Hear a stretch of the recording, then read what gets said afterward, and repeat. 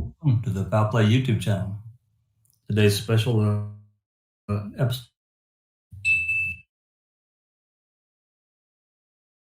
You've cut out, Jack. We're going to be... Hey, everyone. Hope that you can hear us. Today, we've got a special presentation. We have a file that's just been filed by Kathleen Zellner. Basically, it's a little short presentation about who potentially planted the Toyota RAV4 on the Avery salvage yard and what is going to happen. We just received this document. What's going to happen is that Susan will be reading out the document, and then we'll be discussing the document live. Susan, if you've got the document there, go for it. Thank you, Dr. Silkman.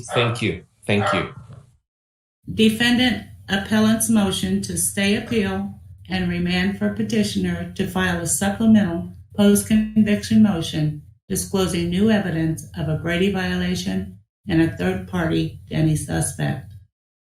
The defendant appellant, Stephen Avery, Mr. Avery, by his undersigned attorneys, Kathleen T. Zellner and Stephen G. Richards, hereby moves this court to stay this appeal and remand for Mr. Avery to supplement his post-conviction motion with a new witness affidavit establishing a Brady violation and a third-party Denny suspect. In support of said motion, Mr. Avery states as follows. Brady violation, number 1. On April 11th, 2021, a new witness, Thomas Sawinski, Mr. Sawinski, came forward to Mr. Avery's current post-conviction counsel and attested to the following. Mr. Sawinski was a motor route driver for Gannett Newspapers Incorporated and delivered papers to the Avery salvage in the early morning hours of November 5th of 2005. Prior to delivering the newspapers to the Avery salvage, he turned onto the Avery property and witnessed two individuals, a shirtless Bobby Dassey and an unidentified older male, suspiciously pushing a dark blue RAV4 down Avery Road toward the junkyard. The RAV4 did not have its lights on. After Mr. Sawinski drove by Bobby and the other individual and delivered the papers to the Avery mailbox, he turned around and drove back toward the exit. When he reached the RAV4, Bobby attempted to step in front of his car to block him from leaving the property. Mr. Sawinski was within 5 feet of Bobby, and his headlights were on Bobby during this entire time. Mr. Sawinski swerved into a shallow ditch to escape Bobby and exit the property. After Mr. Sawinski learned that Teresa Halbach's car was found later in the day on November 5th, 2005, he realized the significance of what he had observed and immediately contacted the Manitowoc Sheriff's Office and spoke to a female officer reporting everything he has stated in his affidavit. The officer said, "We already know who did it." Mr. Sawinski provided his phone number and was told that the Manitowoc Sheriff would contact him, but it never did. He attached and incorporated herein as Group Exhibit 1 is Mr. Sawinski's affidavit and a photograph he marked of the location of the RAV4. Number 2, Bobby was the state's primary witness against Mr. Avery at his trial. During his opening statement, Prosecutor Kratz explicitly informed the jury of the significance of Bobby's putative observations on the date of Ms. Halbach's disappearance. You're going to hear that Bobby Dassey was the last person, the last citizen that will have seen Teresa Halbach alive. Number 3, at trial, Bobby testified that he observed Halbach's vehicle pull up in his driveway at 2:30 p.m. on October 31, 2005. Bobby then observed Ms. Halbach exit her vehicle and start taking pictures of his mom's maroon van right in front of his trailer. Bobby testified that he then observed walking toward Mr. Avery's trailer. The following exchange occurred between Prosecutor Kratz and Bobby. After seeing this woman walking toward Uncle Stephen's trailer, did you ever see this woman again? No. Bobby then testified that he took a 3 or 4 minute shower and then left his trailer to go hunting. Bobby walked to his Chevy Blazer, which was parked between the trailer and garage. Bobby testified that as he walked to, he observed Ms. Halbach's vehicle still parked in the driveway. Bobby further testified that he did not see Ms. Halbach or any signs of her. Bobby testified that when he returned to his trailer around 5-ish, Ms. Halbach's vehicle was gone. During his closing argument, Prosecutor Kratz once again emphasized the importance of Bobby's testimony and vouched for his credibility. We talked more about the timeline, and we heard from Bobby Dassey, again, in the same kind of a position to be his credibility to be weighed by you, but is an eyewitness, again, an eyewitness without any bias. It is an individual that deserves to be given a lot of credit, because sometime between 2:30 and 2:45, he sees Teresa Halbach. He sees her taking photographs. He sees her finishing the photo shoot. And he sees her walking up towards Uncle Steve's trailer. Number 6. To establish a Brady violation, a defendant must demonstrate that 1. The prosecution suppressed evidence. 2. The evidence was favorable to the defense. And 3. The evidence was material to an issue at trial. State versus Harris, citing Giglio versus United States. This court reviews de novo whether the facts of a case establish a Brady violation. State versus Roquette, Strickler versus Green. There can be a due process violation irrespective of the good faith or bad faith of the prosecution. The prosecution's duty to disclose evidence favorable to the accused includes the duty to disclose impeachment evidence as well as exculpatory evidence. Number 7. The state suppressed the evidence of Mr. Lewinsky's report to the Manitowoc Sheriff's Office that he had witnessed Bobby and another individual in possession of and moving Ms. Halbach's vehicle onto the Avery salvage yard after Ms. Halbach's disappearance and prior to her vehicle's discovery. The suppressed evidence from Mr. Lewinsky was favorable to the defense and material to the pivotal issue in trial because it would have, 1, destroyed entirely the credibility of Bobby as the state's primary witness. Number 2, established that Bobby was directly involved in the murder of Ms. Halbach. And 3, established that Bobby planted evidence to frame his uncle, Mr. Avery. 8. In Kyles v. Whitley, the court noted, the question is not whether the defendant would more likely than not have received a different verdict with the evidence, but whether, in its absence, he received a fair trial, understood as a trial resulting in a verdict worthy of confidence. A reasonable probability is lower than a preponderance of evidence standard. It is demonstrated where the defense shows that the failure undermined confidence in the conviction. Youngblood v. West Virginia. Number 9.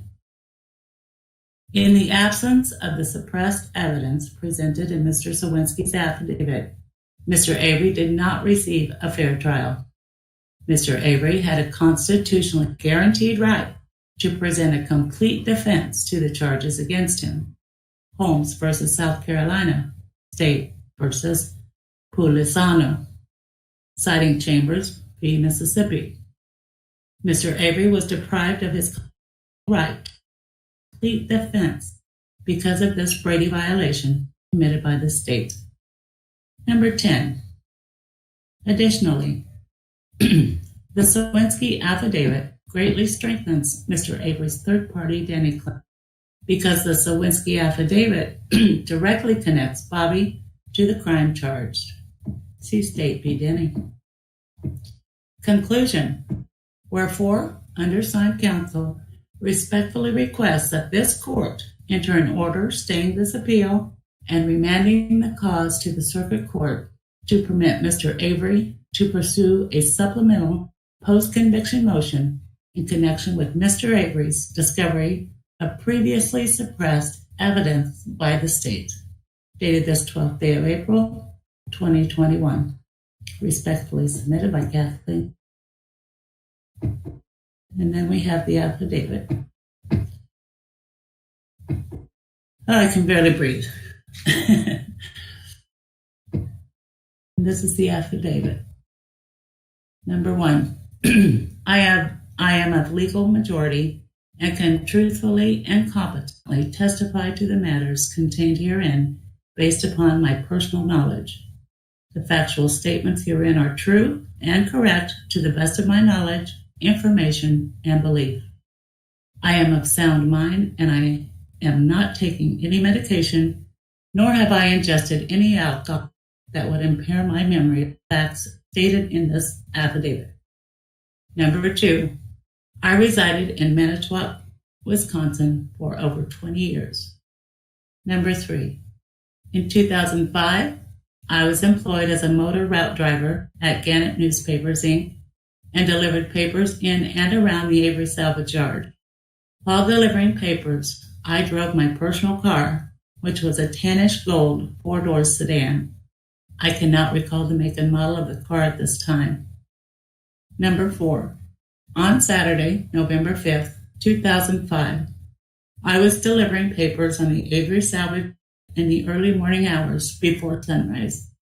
I drove down Highway 147 and turned left onto Avery Road.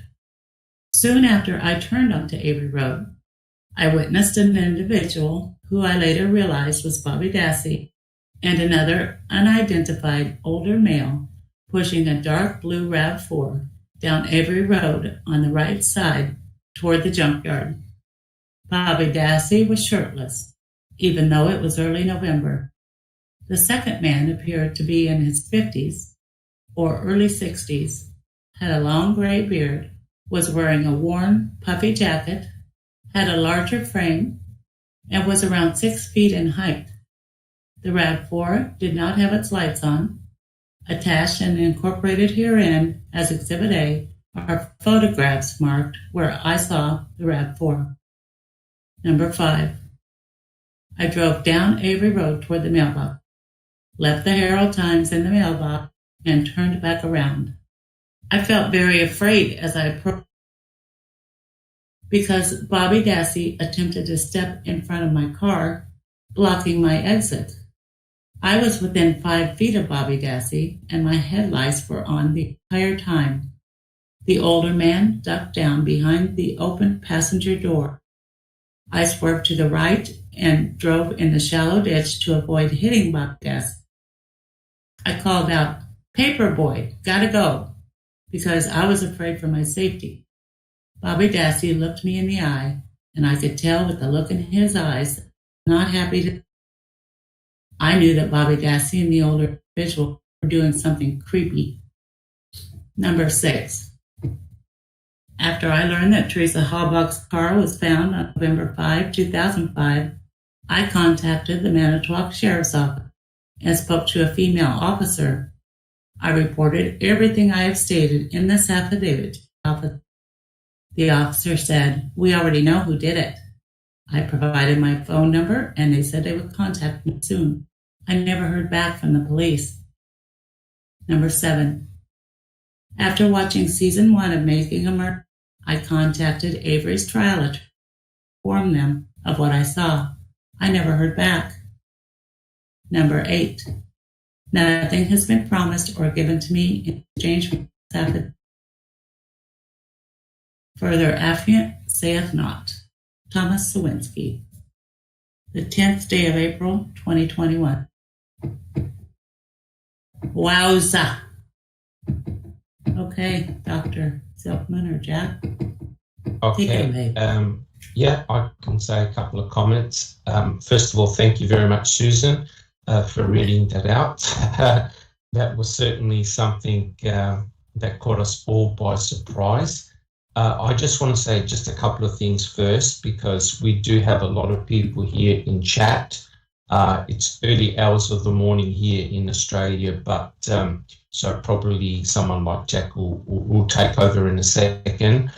But I just want to say, first of all, that's just mind-blowing. And the other thing that I want to say is that we all must show respect and restraint, okay?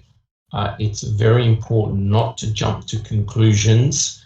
And let's see if we can analyze this, in a proper manner. But to me, this is a massive, massive bombshell. And it also, to me personally, is very, very devastating because, what the hell? If the observations of this witness is 100% accurate and correct, it means that another family member was directly involved in something, right? We can't jump to conclusions, but the question is, how in the hell is Bobby Dassey and this other witness going to explain what they are doing with the Toyota RAV4, which is the vehicle that belonged to Teresa Hallpark? That's just completely mind-blowing. Jack 61, do you have any comments? It's hard to take in everything we just heard that Susan read in this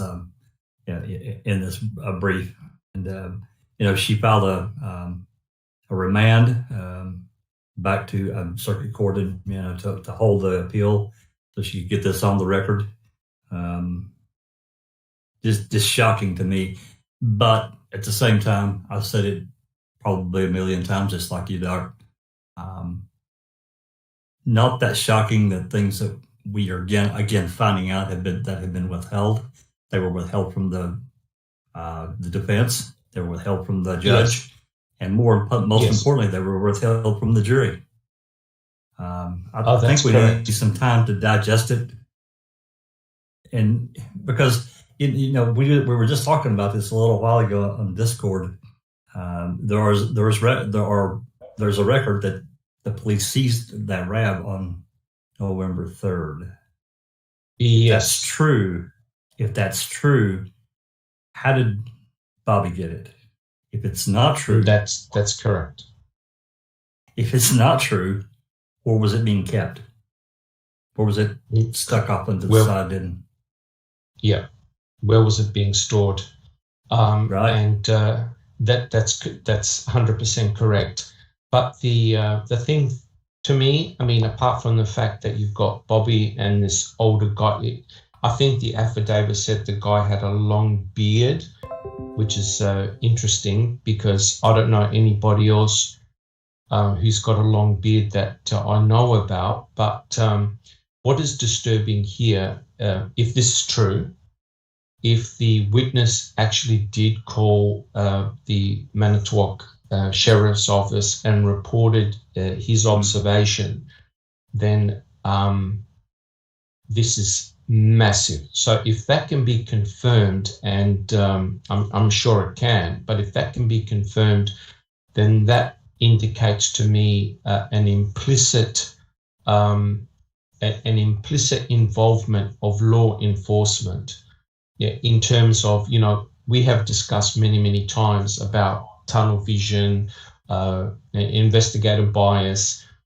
This completely confirms what we've been discussing, and not only us, but many others.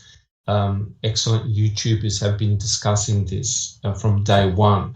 But this, if this is all true, then this is this shows the mere fact that the law enforcement had prior knowledge of what went down, and that it's kind of worse. Think about this one for a second, Doc. If Manitowoc got that call and they were aware of it, yet in any way they suppressed it, and everything else that went forward from that, Calumet gets it. They don't know about the call. As far as I know, this guy never contacted Calumet. So Manitowoc's got it. They're sitting on it. And everything else in the world falls from that RAV. Everything falls from that RAV.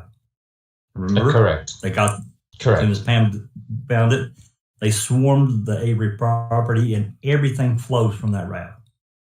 That's correct. Pardon me. That's correct. Pardon me, but in my opinion, and I'm trying to restrain here, they're fucked. That is correct. I mean, this is the biggest bombshell that I've ever heard. Like I said, we mustn't jump to conclusions. No one is saying that Bobby Dassey murdered Teresa Hallbuck. However, Bobby Dassey and this other gentleman with the long beard cannot explain what they're doing with the victim's Toyota RAV4. A checking conviction. Did you have a comment? What did Mike Osmondson look like, Doc? Does anyone remember? I'm sorry, Linda. I didn't mean to interrupt. Yeah, sorry. Okay. I'm just trying to picture who this bearded. Yeah. He looks more like Bobby. He looks more like Bobby than. Yeah, he didn't have a beard. Okay. Yeah. Yeah. And his And Micah wasn't in his 50s or 60s. Maybe his dad. I don't know, but things will fall out now. I'm sure of it. Checking convictions. Do you have a comment? Mr. Sawalski said that the person was about 6 foot. Okay, now we know the Averys are short people, so I don't know if it would have been necessarily outside of Earl, who's tall. But they didn't say him being heavy set. They said he was older, which and a long gray beard. So, and I hate saying this, I really do. But as soon as they said it, I thought of Pa Avery. But he's not that tall. See, the Averys are small. You know what I'm saying? They also said he was ducking down. They said he was ducking down. Yeah, but he said he was about 6 foot, and then he's seen him ducking down. Assuming but from a car you can mistake the height. I had the same thought. But he would have, and Bobby's tall.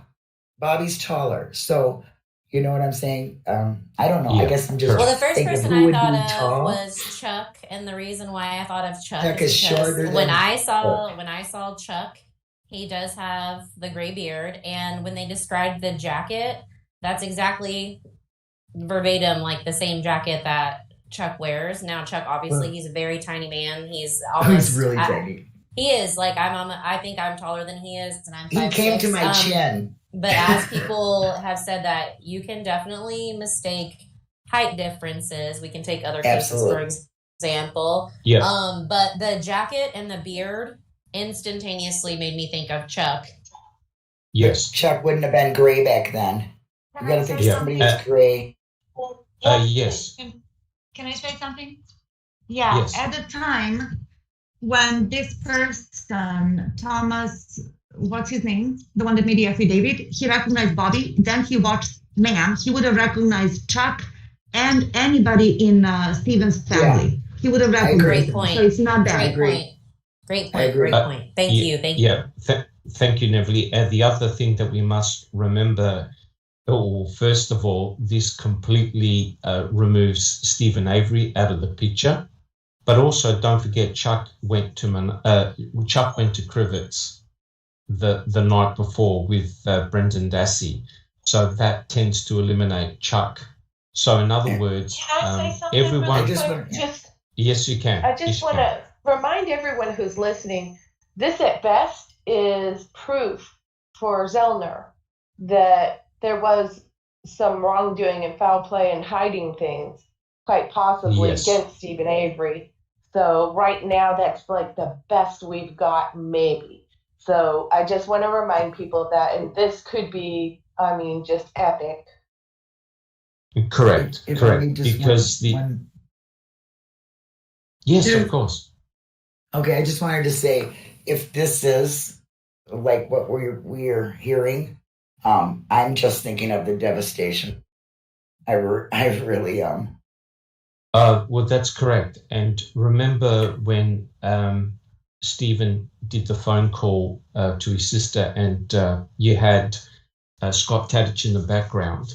I think, it now starts to make sense that Kathleen Zellner probably had some information back then and wanted to suss things out.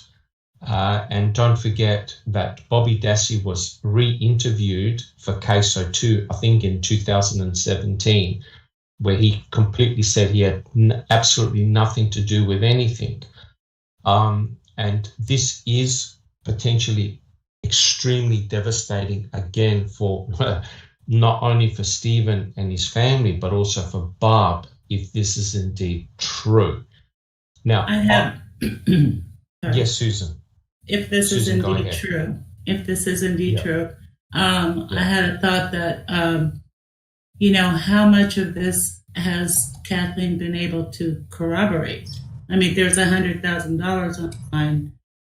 Maybe he was trying to describe Stephen Avery with the long beard last time, he'd seen him or whatever when he got out of prison. I don't know. Yeah. Well, I guess the only way to corroborate is the phone message. Correct. First of all, correct. Which we don't have that phone, of course. No. No.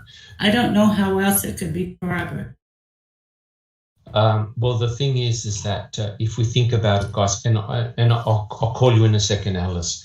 I apologize. The thing is that someone like Kathleen Zellner would not file an affidavit like this or a filing like this unless she had concrete evidence of this event taking place. Because what you're doing is you're putting your whole reputation online. Yep. So if you are shown to have lied or fabricated in any way, then the case is over. The case is over for Stephen and Brendan. She can't walk it back. That's correct. That's correct. I have just a tiny little question. If anybody knows the answer, go for it. So I know I said it made me think of Chuck, but only because of the jacket. But also, does anyone know? I feel like I heard this, but I don't want to speak it as fact. Didn't Bobby also hunt sometimes with Josh Rand? How do you say his name? Rand? Yeah, Rand. Yep. Well, isn't he a pretty fluffy guy? Does anyone know if he had a beard back then? And he's tall too. Yeah, he's definitely 6 foot tall. He's definitely. I don't know if he had a beard back then. He's a bald guy, I think, and no facial hair that I've seen on him recently. In relation to what you said, he said he's also younger. Like he would have only been in his 40s, I think. Around in relation to what you said. But that's well, what he Jinxie, said. you know how me guessing ages goes, so this Nosy, in relation to what you said a few minutes ago about Chuck. Now, I'm not saying Chuck's involved. Don't anyone. Me either. I'm not either. At all. But I do remember a phone call. I do remember a phone call where somebody said that Chuck said we burned the bitch. Yes. Remember? Yes. That's correct. The only thing. Yes, that was pretty recent. The only thing that we can be certain is that this particular witness directly named Bobby Dassey. We don't know who the other individual is. Yeah. But what is important here, guys, is the mere fact that both Stephen Avery and also Brendan Dassey were at Crivets at the time. Which completely puts them out of the picture. Stephen was at Crivets. I didn't think Stephen was at Stephen wasn't, but Alan was. That time. I thought he didn't go down there until Steve left that morning. Yeah. He would only he left that morning. Down there. Correct. He left there was a that call made on the 31st of October. Okay. There was a call made on the 31st of October, which is the tower that Zellner puts west instead of east, that Bobby pinged, saying that he went west towards Cuss Road. that guy was an older gentleman, I think, too, and he was like a gun dealer or something. I can't remember his name right now. So maybe he had help with that guy. That was around the same time as she's supposedly being murdered, and he's calling this weird number on his phone. I'm not sure if it was a gun dealer or somebody who had something to do with guns or something. He was a gun dealer. I remember that. So maybe that's who his help is. Yeah. Maybe that's the older gentleman. Well, wasn't the gun dealer involved or related to Michael somehow? That I don't remember. Yeah, but like I said, the important thing, guys, is that we don't speculate. We've only got a limited amount of information, but potentially, we may now know who A23 belongs to, right? Yeah. Yeah, potentially we may now know who A23 belongs to, because quite possibly, yes. If you got Bobby Dassey and this other gentleman pushing the RAV4. Now let's think about this, right? Why would they push the RAV4? What, instead of driving it? Why would they push it? Because they didn't want anyone to wake up. No noise. And here's the battery died. RAV had to be stored since the 31st. Where would Bobby have stored this RAV? Was it at the turnaround? Days? Yeah, well, it has anybody's been. Barn, behind the barn. That's it could possible. be anywhere, yeah. Yeah. It could have been on the property what the about whole those time. partial prints? That's correct. So are you So, saying 23 might belong to the mysterious older man? It could well be, and it could well belong to Bobby Dassey. We don't know. I thought they took Bobby Dassey's DNA and fingerprints, though. But the only problem was A23 was only a very small partial profile that excluded Stephen Avery. Nothing else was mentioned about any other family member, right? Okay. And this is very interesting, because now you could bring into play CX, which was blood found at the quarry, right? So you got CX, blood at the quarry, where people are sort of saying that that's where the RAV4 potentially was, and all of a sudden you've got A23, which is blood on the back door. Now, we can't jump to conclusions, because the only thing that we know, if this witness is 100% correct, is that there were two individuals with Teresa Horbach's Toyota RAV4, and notice the gentleman said blue. He didn't say green. He said dark blue. Whoever was helping him had a white. But it was nighttime also. Yes, but he would have had his car lights on as well. So the other disturbing thing is that Bobby Dassey tried to prevent this guy from driving out or driving in or something like that, which tends to indicate that they were surprised by the presence of the delivery guy. So this doesn't, in other words, what I'm trying to say is that there's no innocent explanation here, guys. It's not good. Jariz, do you have a comment? Yeah, I think the main thing of this motion is that to point out that this is clearly a Brady violation again for the so many times. It is a witness testimony, so it's really hard to find extra evidence. But I'm sure that Kathleen has that evidence.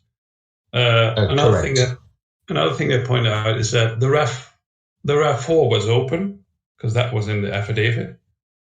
Yes. When they pushed it, so how? Where would be the key? Who would have the key? That's what I'm thinking. Well, yeah. This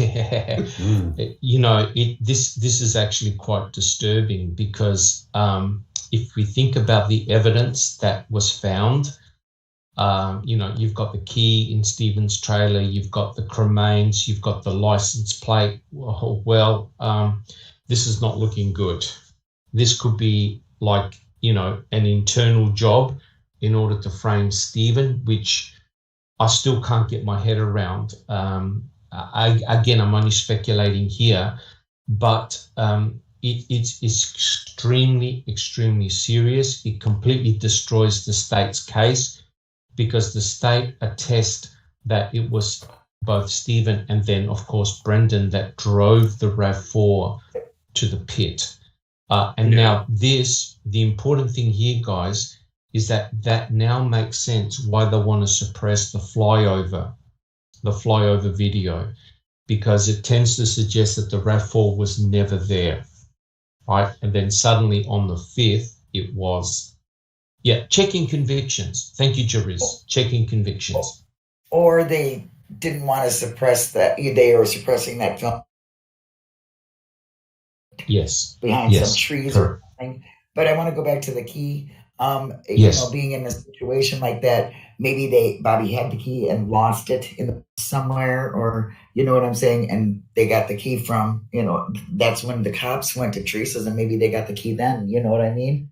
It's a possibility. They had to have the key to free the steering up to push it, or else it would only go straight. It would be locked. Yeah, exactly. Well, they could have had the key in it, but it wouldn't start because the battery was dead. Battery problems, right? Right. That's correct.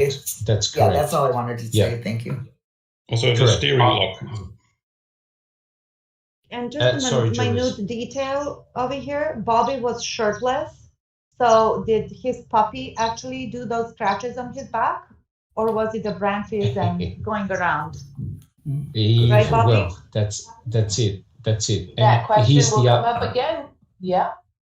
Yes, it will. And I don't think it was the puppy. I don't think it was the puppy. Never. But no. I'm being. Yeah. And and that would now tend to explain why the RAV4 was partially hidden using items from the salvage yard, right? For example, the hood and other pieces of wood and stuff like that. It's because someone had local knowledge, and certainly someone like Bobby Dassey. Again, I'm only speculating here. He would definitely know the layout of the pit, the layout of where to put the RAV4. But wow, Alice, did you have a comment? Sorry, it took so long. Alice. No, that's okay. Well, you stole my words at my mouth, Doc. Sorry, Alice. No. No, I agree with you 100% about Kathleen has got a reputation to uphold, company to keep. She's not going to put something like that out there if she hasn't got definitive proof that this is true, because that'll go for her reputation and everything, and nobody will want to have her as a client, be her client or that anymore. But the thing that's bothering me is in that it said that that witness got in touch with his lawyers. What lawyers? Was that Kathleen? Was that meaning after they watched Ma'am, it was Kathleen he got in touch with? Trial lawyers would be Dean and Buting. But I disagree. I think she would use anything that she gets that's an affidavit by some witness, because she has to. When someone writes an affidavit, it's considered truth until they can be proven in the court that they are lying somehow or mistaken somehow on the affidavit. So I think she would use it even if she can't confirm it completely. It's this guy's statement. He's saying that this happened, and she has to take that as 100% truth. Yes, it's a sworn statement. I don't think. Just Rhonda, do you have a comment? She used. Oh, sorry. Is that you? She Nosy? doesn't. Yeah. Does she have to though? Because I know there have been other people that have reached out to her. Yeah, sorry. I know there have been other people that have reached out to her that have said that they have information, and I know that their affidavits have never even. I don't even know if she's taken an affidavit, so I don't think she has to take just anyone's word or affidavit. Like if she can verify. Well, in this case, blah blah blah. In this case, do you know if there was a police? Like, did he fill out anything when he originally went to Manitowoc? Ooh, huh? Yeah, that's a good point. He just called. Yeah. Oh, he They just didn't get back to him. Yeah, well, put it this way: if when you call the sheriff's office, you get recorded, correct? Your Yes. when you That's phone right. when you phone, you call. yes. The clincher will be this: if there is a recorded conversation with this gentleman reporting his finding, case is over. In other Was words, it on the 4th when the whole? But we have to remember that they didn't give all of the calls that came in for the 4th, 3rd, on the 4th, he's and completely missing. Yeah, they said that day that their phones were down, right? So we got nothing on those calls. Yeah, so but we do not have the dispatch calls. Yeah, but didn't he give this call on the 5th, the morning of the 5th? Yes. Yeah, the Saturday. Right. Yeah. Yeah. So it's the very day that Pam of God found the RAV4. So they should have recordings on November the 5th. Now it's true, that's correct. Stephen Avery was still there. He went to Crivets that morning, I believe, but his brother and Brendan, I think his mum, they had already gone up to Crivets. So Stephen would have been, probably still in his trailer, but Stephen doesn't fit the description of the older gentleman because remember, Stephen wasn't that tall. He didn't have a beard. He was fairly clean cut. But here's the question. Wasn't Bobby Dassey, was he meant to be at work at that time? No, it was Saturday. It was Saturday. So it was Saturday. So in other words, he was home. I think so. He would have been home. Do we know his schedule? Did he work Saturdays? Did he not work Saturdays? He worked in like a warehouse of some sort. They might have Saturdays and Sundays that they work. He did work. I don't know what his schedule was. Yeah, I don't think he worked. Yeah, I'm sorry. Yep. Wizard, do you have a comment? I believe he worked a shift. So if he went to work on a Friday evening at 9, he could have been finished by perhaps 3-4 o'clock. So that would have given him maybe an hour and a half to put on the vehicle before anyone was getting out of bed on the Saturday morning. All right. Do we actually know what time this gentleman saw allegedly Bobby? Jack 61. I'm pretty sure Bobby worked Sunday night through Thursday night and was off Friday and Saturday. That's typical for thrift shifters. Okay. And this guy said it was still dark, early mornings, dark. Right. Okay. Well, when does it get dark on November 5th in the fall? Doesn't it get dark earlier? Doesn't it stay dark longer? So it could still be like 6 a.m. or 6 a.m. And Avery left at 5:30, and his mom was still there. And Brian, they all went together around 5:30 in the morning. They didn't see anything. Check the records of the guy who worked there, and when they deliver papers. That's one thing. Yeah. Another thing but that doesn't mean that he saw anybody on that certain day. I mean, look at the bus driver. She thought she saw the photographer out there by the side, by the road over there. Was she? Yeah, and that was weeks earlier, probably. Yeah, but this guy made a call. This guy made the call. Though. He called me. That's correct. Yeah. But he didn't call until after he learned they found the RAV on the 5th. So how long after? A week later? 2 weeks later? 2 years later? Well, that's what we don't even know when he called. I don't know. But why would somebody put their neck out there? After they found the RAV. He said that he called. He said that morning. Yeah, he said that he called after he realized, after he had seen, I thought it said something about he realized it was Teresa's RAV on the media or something, and then when it came out after he realized. Susan, can you reread what he said so we don't guess? Yeah, Susan, reread that section. Yeah. And another thing is, why would he put his neck out one at a time, please. One at a time, please. Sorry. Yeah, no, that's fine. But somebody did make a comment in the chat that yes, can the RAV4 actually be pushed without the motor running, right? So, and also plus the fact if you got steering lock, that means that they were in possession of the key as well, or a key. Yeah, to push it as long as neutral. the key, as long as the key's turned on and it's in neutral, you can steer it. It won't steer. Right. It will steer hard, Right. but you could steer it and push it. Yeah, but you see, And remember, one of her guys, the keys key- is still missing. That's correct, 100% correct. So I'll read numbers. the so-called spare key may be a different key that was in the RAV4 at the time. If you know what I mean, it could have been the key or keys that Teresa used to, open her house, open her business. So the spare key could have been a separate key entirely. Susan, go ahead. Yeah, I'll read number 6 in the affidavit. It says, after I learned that Teresa Halbach's car was found on November 5th, 2005, I contacted the sheriff's office, Manitowoc, and spoke to a female officer. So, Again, he doesn't say when. He just says that Teresa's car was found on November 5th. And after he learned that it was found on November 5th is when he called. He's not saying he found out on the 5th.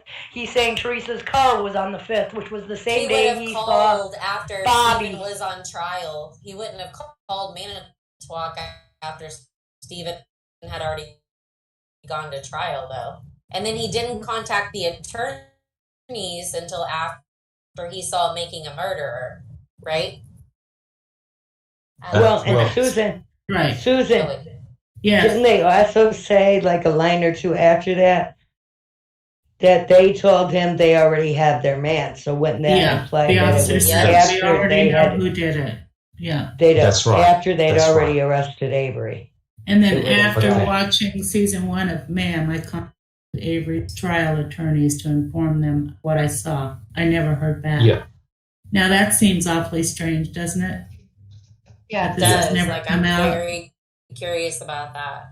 Yeah. We need Yeah. to ask Jerry will have Buting. to We need to say. ask Buting if he was Well- ever contacted by this man. He could also Yeah, be somebody trying to collect the reward. Yes. I would. It could be that I would also this think was- that Zellner. I would think that Zellner verified with Buting before she might have released this info, though. I don't know. Yeah. This helps her Denny case, so I think she would use it anyway. Buting may have Yeah. given her a heads up on this guy, and it took a while to find him. We put it this way, we only have limited information, but I'm telling you right now, Kathleen Zellner would not stake her reputation and also her client's reputation on something that's just hearsay and rumor.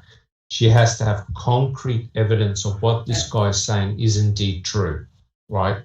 Because otherwise, Yeah, and I don't you've believe that, because if she really looked at the records for that Denise Heidel who said that Teresa was in her car, you can see that she was not in her car. She was at her desk looking up maps and taking notes and calling people back. So I feel like, I don't know, maybe I'm a devil's advocate here. I look at these eyewitness testimonies and I think this is just another eyewitness testimony, which is least reliable when it comes really down to it. So I'm just more confused. Bobby was the star witness, and he was lying through his teeth, and they believed him. And another thing is, in order to collect the $100,000, it says upon arrest and conviction. So he cannot collect $100,000 for just a statement. Unless Bobby's convicted. At this time. Well, in his affidavit, right? Yeah. At this time. But I agree with Dr. Silkman. She would never do this. She does her homework. She's thorough, and yeah. He lives in that environment. Why would he be risking his own safety to say something explosive like this? Yeah. You know what I mean? And also, for the same reason people falsely confess sometimes, like just to get the attention. I mean, look at the guy in the John Benet thing. Plausible. Mystic. First of all, she would have had to have cleared this with Stephen. Okay, she wouldn't have done this without clearing it with Stephen, right? And don't forget, most of us had some form of suspicion with Bobby. I'm not saying Bobby Dassey was involved in murdering Teresa, but we were very suspicious because when you think about it, two people saw Teresa Hallbach on the property at exactly the same time. That was Stephen Avery and also Bobby Dassey. Now, all of a sudden, you've got this witness that named Bobby Dassey and another person as well.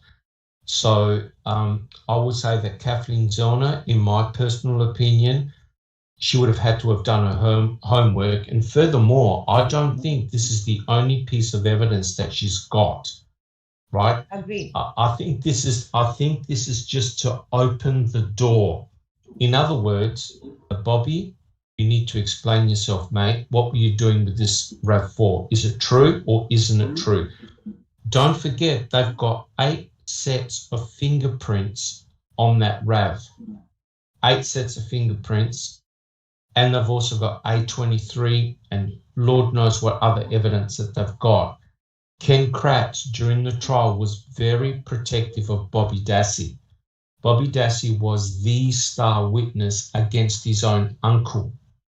So now it starts to make sense that if you now can shake the star witness and discredit him, this case is going to fall apart. Nosy, do you have a comment?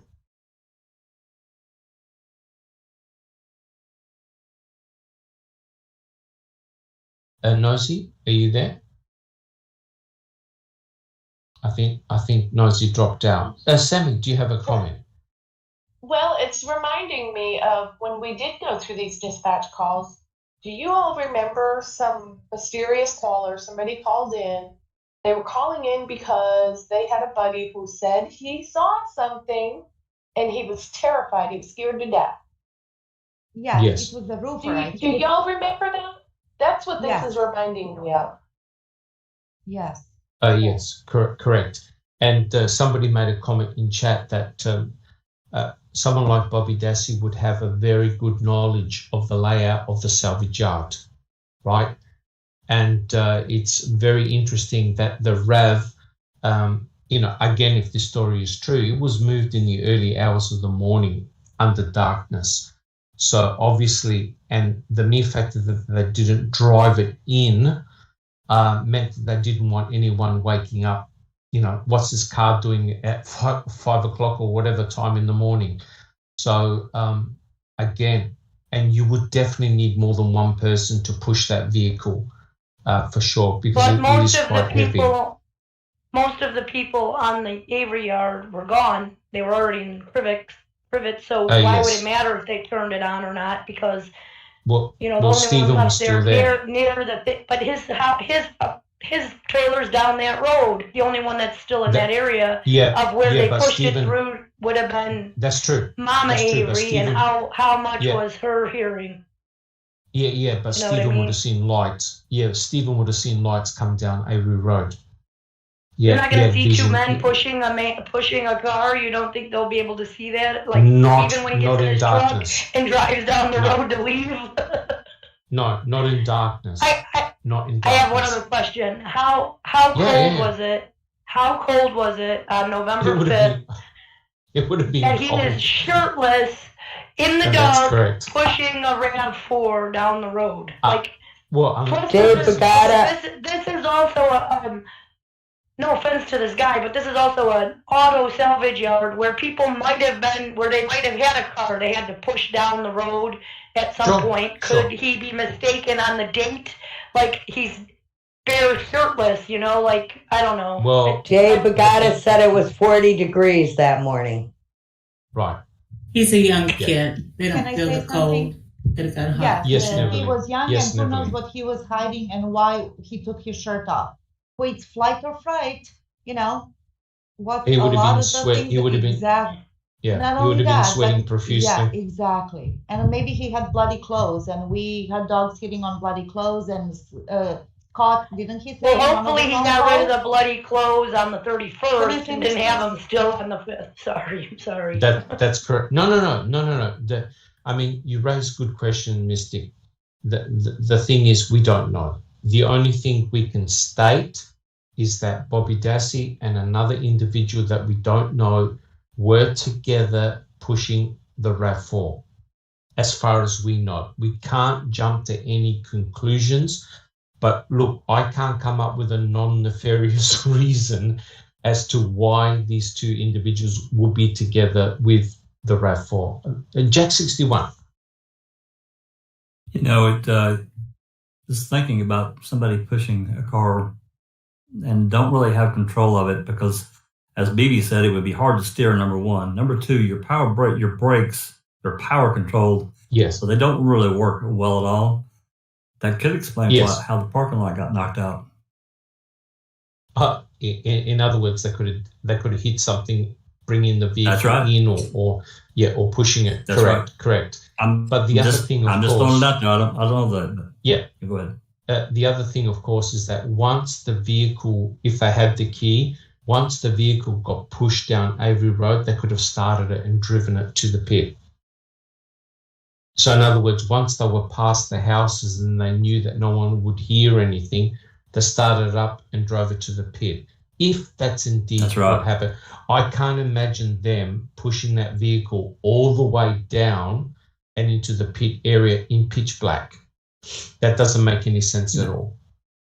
Yeah, I can't help but not think about Zellner also said during that interview with Criminal Justice Matters that she had many credible tips, and she seemed to really kind of focus on that.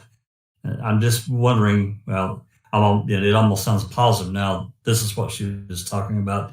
And I can't believe that she would come out with this and not have something. You've got to have concrete proof. This is your reputation right here. I know Mystic Jinx has asked some very good questions, and she's 100% correct. There's no way that Kathleen Zellner would jeopardize Stephen Avery's freedom on something that's just rubbish. Now, there goes your whole case. You'll be laughed at.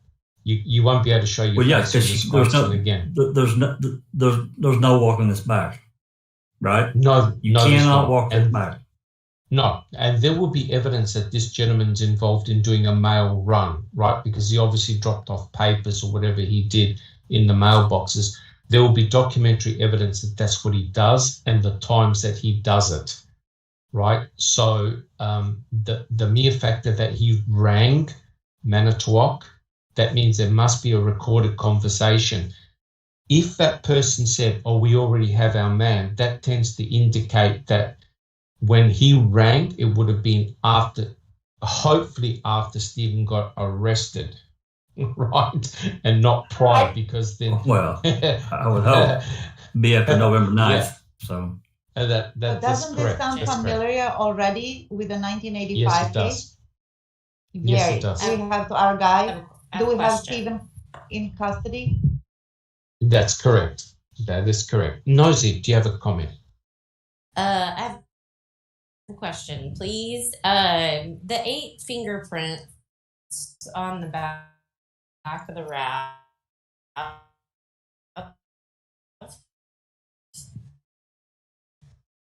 Nosy, you were Nicole and Pam of God's. You're a guitar. Yeah, you're breaking up, Nosy. I think what she's asking is, could some of the fingerprints on the RAV be Nicole and Pam Sturm's? Well, there you go. Allegedly they said they never touched the vehicle, but we don't know.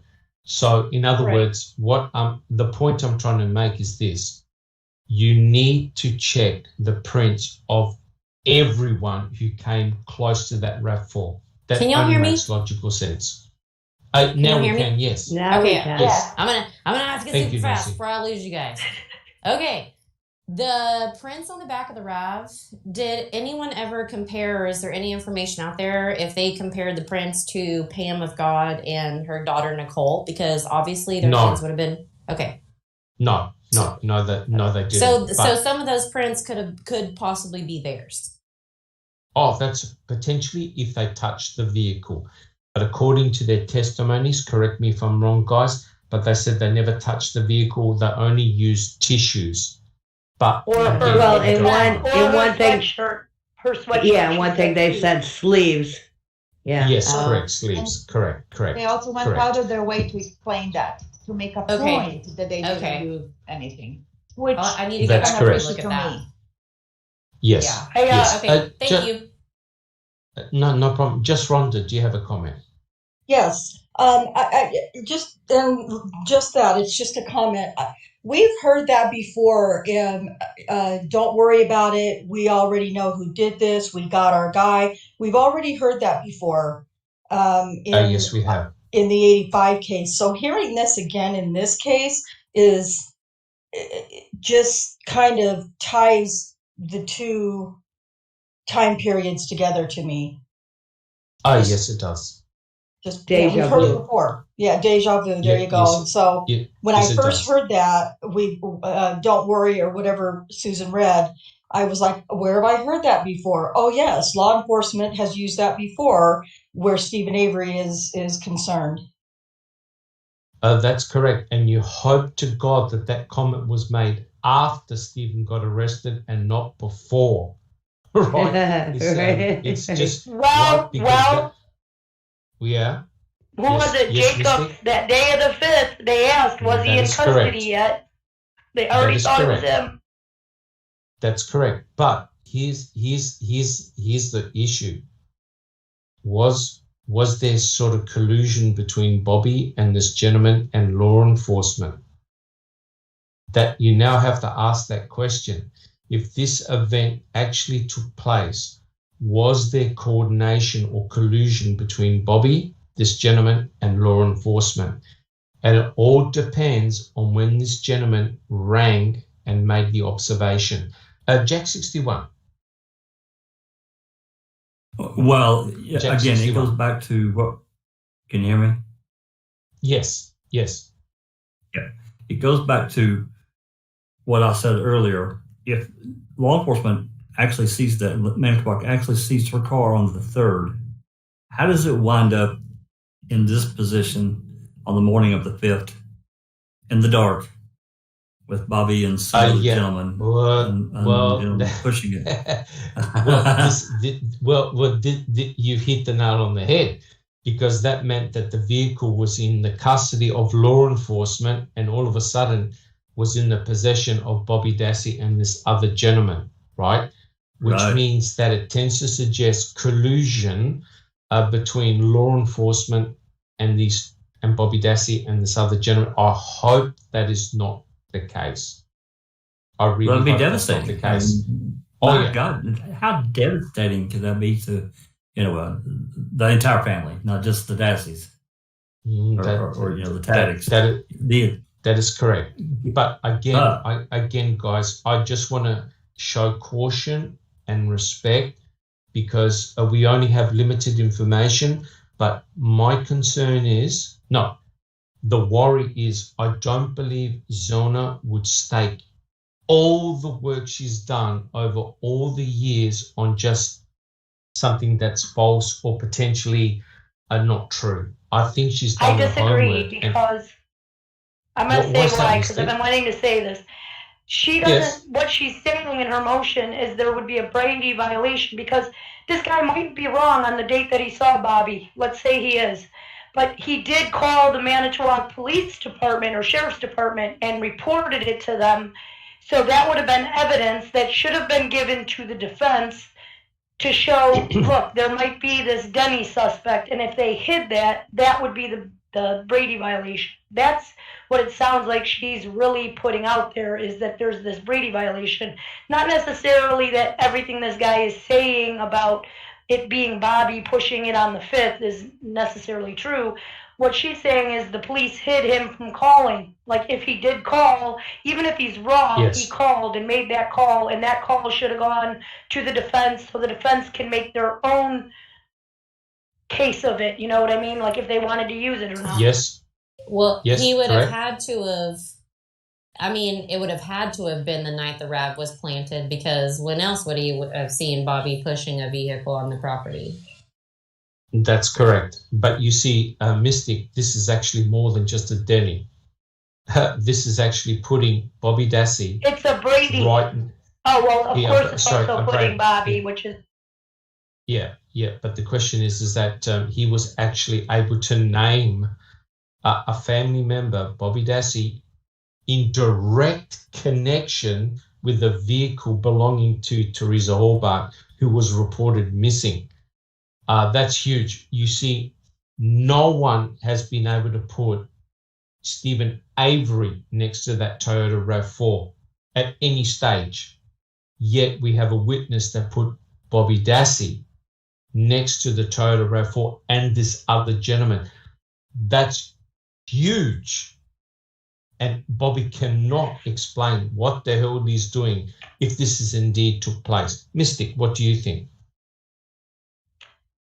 I mean, I understand that it does put Bobby at the scene with part of, evidence that was found in this case and stuff. Yes. He doesn't do it unless he told the police back then that it was Bobby. How do we know he's Bobby? Yeah, that's true. But here's the point. We know that the Toyota RAV4 was found on the 5th. Therefore, the observation of this gentleman had to be on the 5th or before, right? Had to be on the 5th or before. So therefore, the time frame in which this gentleman saw Bobby and this other guy is very, very narrow. We know that the flyover took place on the 4th, right? And according to the pilot, Pagel and the other guys that were in the airplane, they didn't spot the Toyota RAV4 on the property, which means that the time frame available for this gentleman to have seen Bobby and this other guy with the RAV4 is indeed the morning of the 5th, right? That narrows it right down. If this guy actually rang up the Manitowoc Sheriff's Office and it has been recorded, man, that is a checkmate. You cannot get in. This is not just a random observation. This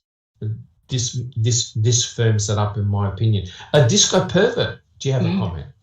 Yeah, I was just thinking about the interview with Bobby recently that I went over Dithering, where he talks about Michael's family being like his family.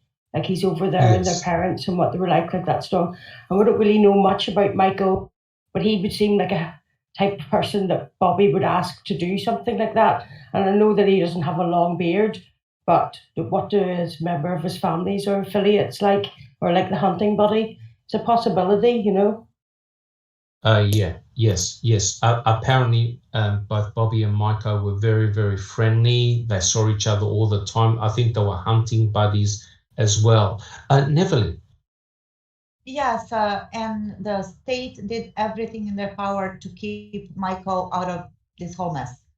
That was my impression. Oh, well, that's correct. And don't forget the conversation that both him and Bobby Dassey had regarding the what Stephen said, helped to hide a body. That caused a lot of trouble for Ken Kratz during the trial because it was undocumented. The defense didn't know anything about it. Jack 61. That's right. If everyone remembers, because I just watched this like last week when that all came up at trial, and then it blew up. I mean, the defense just went ape. And then after that day broke, that reporter asked Ken, "How can you say this about this?" And Ken's words were, "I got this information when I interviewed my witness. I listed this information, but there's no freaking report on it. There's no way that the defense could have done that."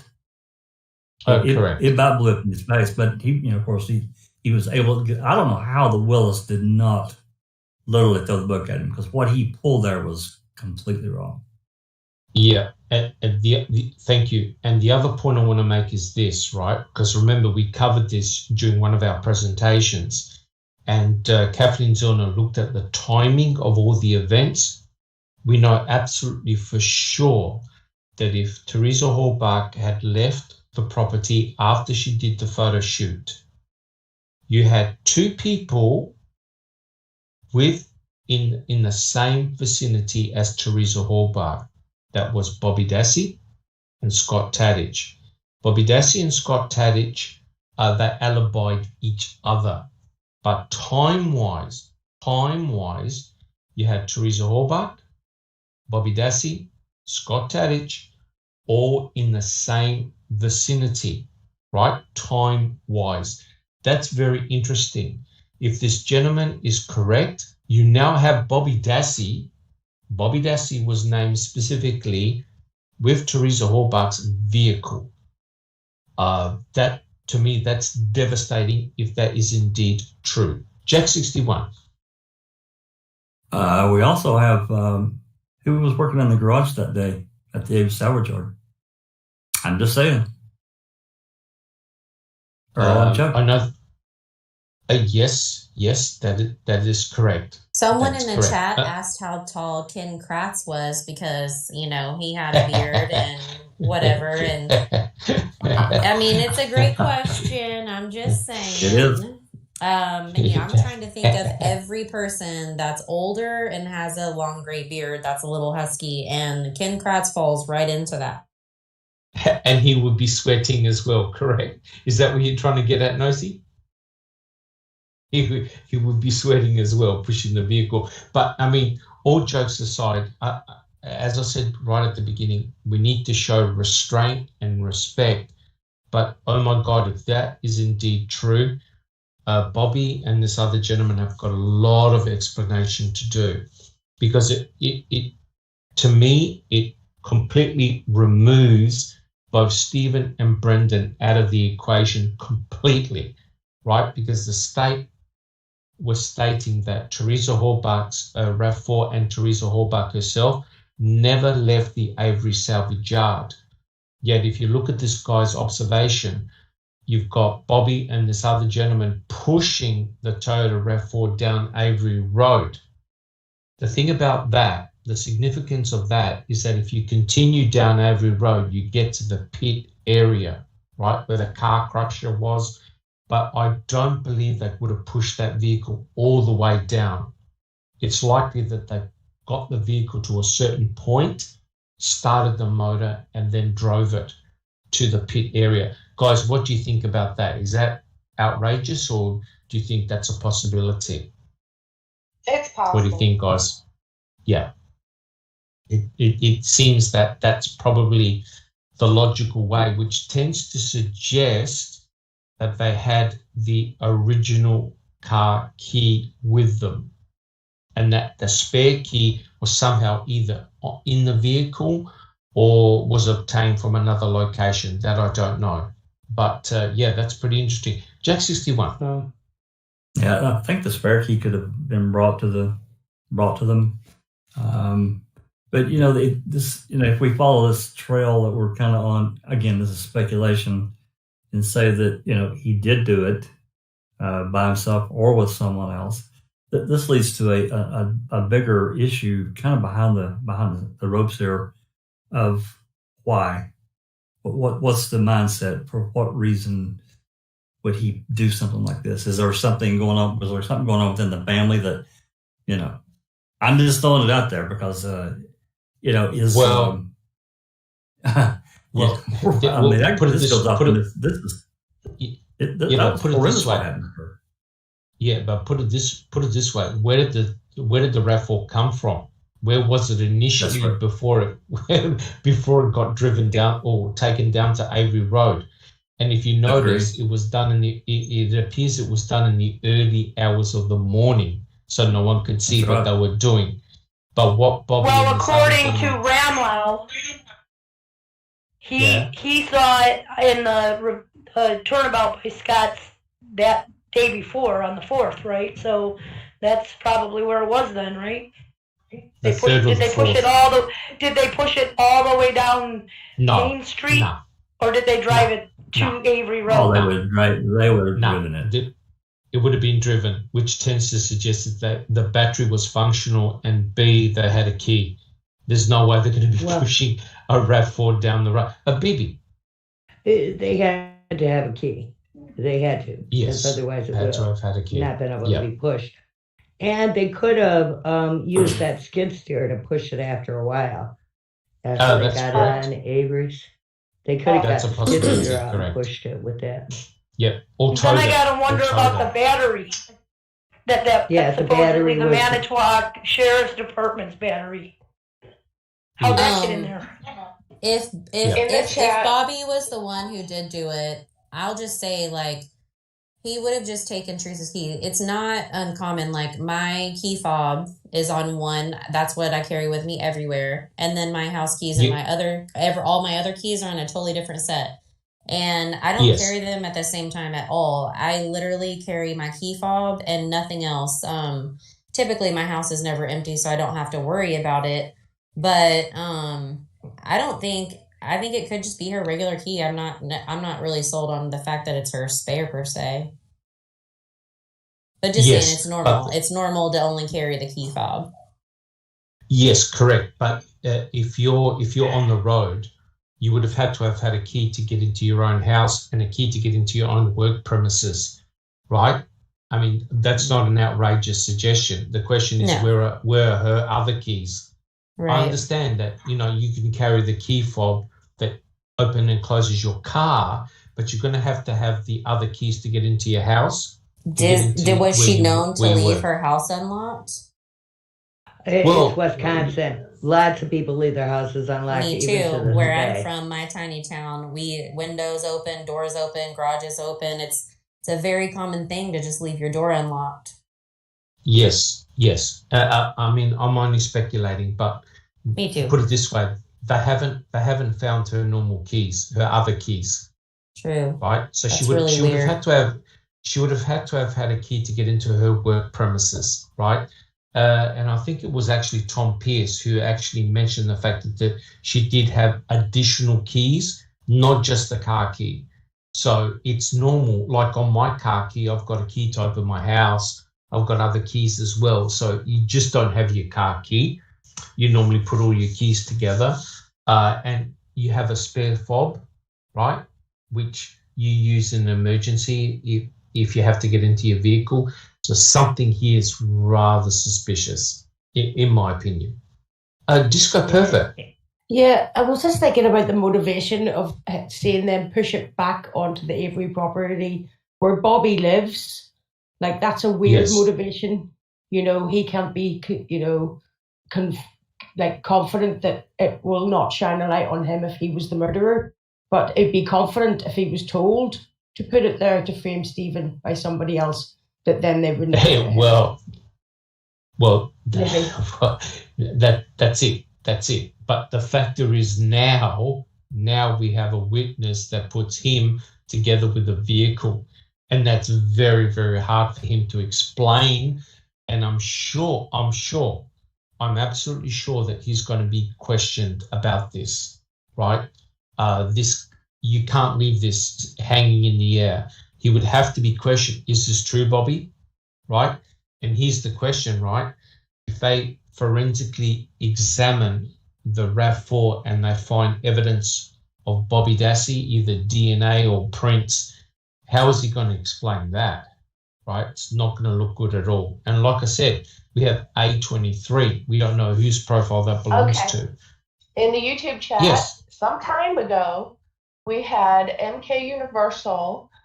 Steve Dolores and Brian went to Crivets on the 5th. Chuck and Brendan went the 4th. Alan Avery went the 3rd. Earl and Bobby were home the 5th. Then Earl went up sometime later. I just wanted to, I've been trying to jump in here to mention this. Yes. Yeah, correct. And I don't know, but also people in chat have mentioned why push the vehicle in the first place. And the other possibility is this: maybe they saw maybe they saw the lights behind them and turned the motor off. In other words, they saw a vehicle coming up Avery Road and decided to turn the power off. And they could have just given the impression that they were pushing a vehicle, as in the vehicle had broken down, or I don't know. That I don't know. I'm just speculating. This leaves here. a lot for us to think about. And to be really honest with you, if nothing else, this at least gives Zellner the reasonable doubt she's going to need. Yeah, correct. I mean, this is a bombshell observation, that is for sure. Jack 61. Well, the phone call is key. Not turning over the phone call. The defense. That is correct. Where's it at? I think our calls go through November 12th. I'm pretty sure is what Ricky got. Wasn't all the calls made to Manitowoc sent over to Calumet? Weren't they just like redirecting them? Some of them were. Some, yeah, but not all. No.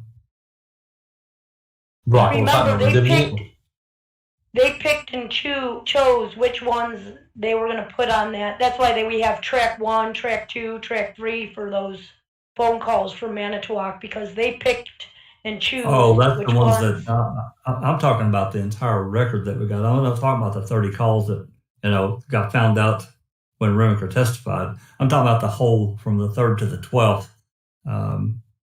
So if he called, Stevens arrested on the 9th, and this guy called sometime, let's just say between the 9th and the 12th after, he saw in the news, hey, that was a RAV4 I saw on the property. I better call. I mean, that call's not there. The point is now it's been 15, 16 years later, because they didn't pick and choose those ones, like it could be his call that they decided not to put on that CD, now is gone because they only have to save their records for 5 to 7 years? 3 years. The retention for audio is 3 years. Well, that doesn't mean they don't have it, though. They still may have it. Well, somebody in the chat also pointed out that it's kind of weird that this guy remembers a blue RAV4 but doesn't even remember what kind of car he had. That was his own car. That's a good point. Right. Yes. Yeah. So we must exercise caution, but if this can be independently proven, oh boy, this is huge. And again, I know what Mystic Jinx has said, and I agree to a point, but I don't think Kathleen Zellner is going to stake her reputation on rumors and innuendo. I think she's got more information that she hasn't released this is yet. hearsay, or this is eyewitness testimony. So even if she can prove that he called the Manitowoc Police or Sheriff's Department and they said that he already had his man or whatever, say there is that call, and she can prove that he delivered papers on the 5th, they still can't prove what he says he saw. You see what I mean? Unless he's got like a picture of it, That's still just his testimony, his eyewitness testimony. Okay. Well, here's the kicker, right? They've got prints and they've got A23. So they actually have physical evidence. If any of that physical evidence points to Bobby Dassey, he's toast. Do you agree? I would agree, but we also know that Bobby Dassey's fingerprints and stuff were taken. So could Kathleen Zellner compare those with the prints that were on the RAV? She must have a copy of those, don't you think? At some point? I would say so. Yeah. But in my opinion, what has to be redone is A23. Re-extract the DNA, run it through coders and check everyone, right? Just to eliminate people, because maybe he took his shirt off to prevent leaving fingerprints on the vehicle, right? So you don't know. We're only speculating here. We do not know, but you have to determine the validity of this gentleman's observations. And I would say that Kathleen Zellner would have done her due diligence and confirmed that what he said is correct, which means that if this observation is indeed correct, Bobby Dassey will be re-questioned again. Wouldn't you think that will be the case? Guys, what do you think? Bobby Dassey would have to be re-questioned again. Oh, absolutely. Yes. And the November 9th audio that we don't have. Right, correct. And One, is it true that his interview with the police has been suppressed? It hasn't been released? His statement, Bobby Dassey's statement? One of the earlier ones, I think, was it the 9th? One of the early ones. The 9th of November. One of the early ones. Yeah, one of the early ones. I don't think that's been released as yet. No, they won't release it. It's been, many people have tried. I would imagine Zellner has it, but and I think Ferrick may have been able to get a copy of it when he wrote his book, but or even maybe even a part of it. I'm not sure, but other than that, right. They've not released it to anyone. They were it was sealed. Yeah, it's been sealed. It's been sealed. But if you notice, the spotlight has been shone on one particular person continuously, and that's Bobby Dassey. Bobby Dassey was the star. Now, I'm not suggesting that Bobby Dassey had committed a murder, but if this guy's observation is indeed correct, Bobby Dassey is right next to the RAV4, right on the 5th. You can't explain that. He can't explain that. What's he doing there next to that RAV4? And they're pushing it onto the property, right? Not away from the property, but on the property, which tends to suggest that the RAV4 was secreted somewhere or placed somewhere, and they went and got it. All right, that's very, very damning. Neverly, do you have a comment? Kathleen Zellner recently said in her interview with Criminal Matters, Mind Matters, that interview, yes. You know who I'm talking about? She said that yes. She's received many, many tips, and that they all lead to the same two people. So who knows what's yes. to come, and what she's got that's correct. in her back pocket. Well, you see, put it this way: that information that she's just filed, that's grounds for further investigation, and that's probably exactly what she wants, because it's new evidence and it points to somebody else, right? So that's important. Once you get in front of a judge, then you can potentially put in more information. And I think the way it's been done is, okay, if this is true, Bobby, what's your explanation for this, right? So you need to find out whether this guy's, what he observed is indeed true, and two, whether Bobby Dassey actually had the opportunity to be at that spot at that time, right? Because if he was seen somewhere else, then that observation can't be Bobby Dassey. It was obviously somebody else. So you need to check whether this person's observations are indeed correct. If they are, then I think Bobby's potentially in big trouble here, guys. Any other comments? Sammy? Yeah, Bethany Marcy says LE may have more than that computer on Bobby and forced him to plant everything. That would explain why everything is so sloppy. But my personal comment is this, giving this report, this filing, when we look at everything, the possibility is there. It's wide open. It very well could have been the case. This witness could be legit. Correct. And somebody made the comment about the computer. Well, Tom Fassbender hid the information and held onto that information.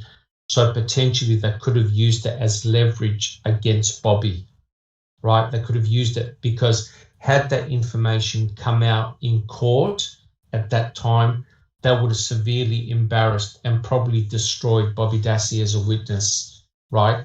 So, yes, I know. I understand couldn't afford that. Yeah. No, that is correct. But again, all fingers are pointing to one person, and that's Bobby Dassey. And that doesn't look good for him, when one thinks about it. Again, I'm not suggesting that he murdered Teresa Hallbart, but now he has to explain, if this observation is correct, what's he doing out there with the Toyota RAV4? Mystic. Sorry, I didn't know I unmuted myself. Okay, guys. Do we have any other comments about this? Oh, does this mean Scott is off the hook? Well, someone in here was asking about how tall was Tom Pierce. I was laughing, yes. but That's Yes. not that a fair question. question. It's not, because I think there was some definite attraction there of some type. I mean, at least it come off that way to me in the phone call that he made. Yes, that is correct. Just Rhonda, do you have a comment? I do. I don't know if Sammy was referring to my comment about Tom Pierce, but I kind of said it in jest. But, I mean, we have to consider a lot of things, right? Yeah, one It's does. not off but the table. It's not off the table. That's correct. And quite clearly now, you've got another person of interest, and that was the person that was with Bobby Dassey, right? Quite clearly, you need to find out who that person was. So yeah, I think the hunt is on now.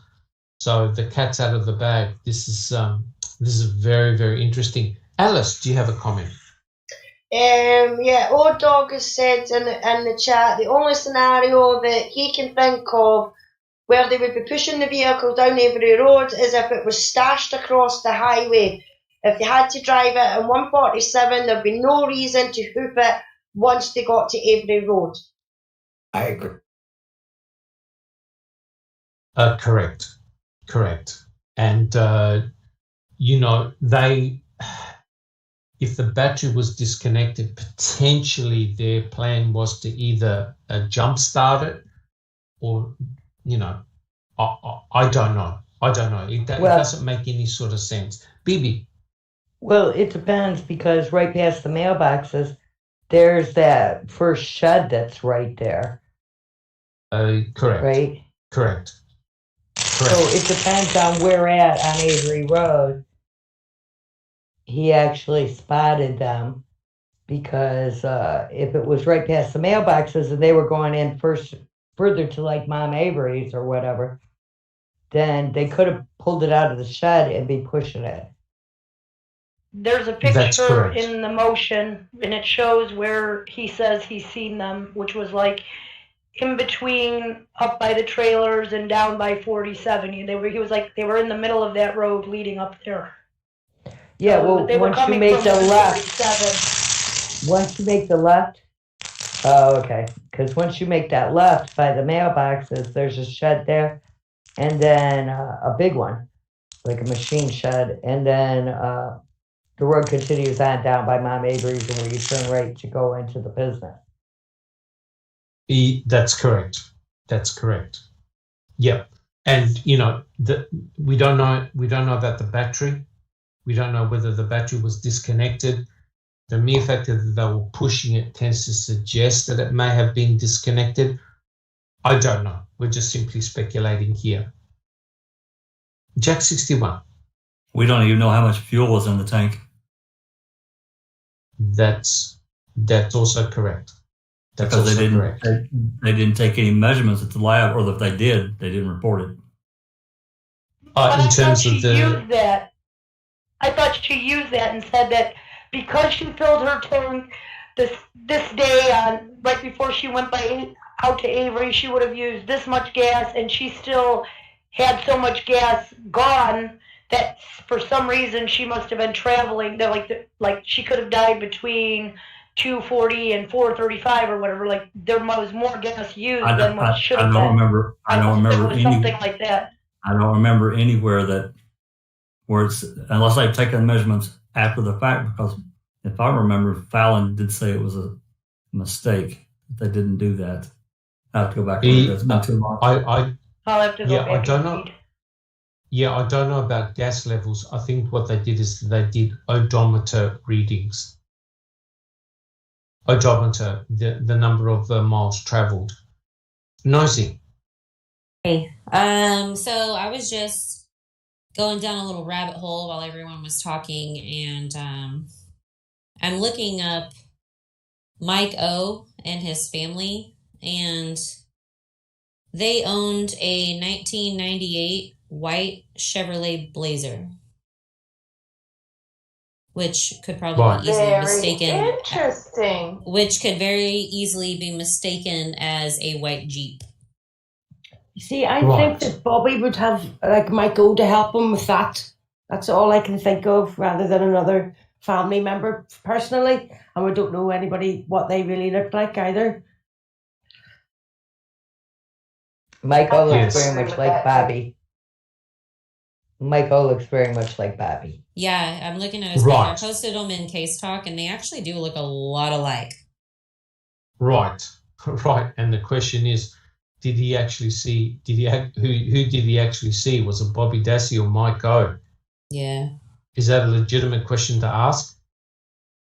I don't see where Mike O's motive would come into play, but Yeah, correct. Again, we're only really guessing here, but somebody in chat said that potentially the vehicle was being dropped off by the guy with the beard.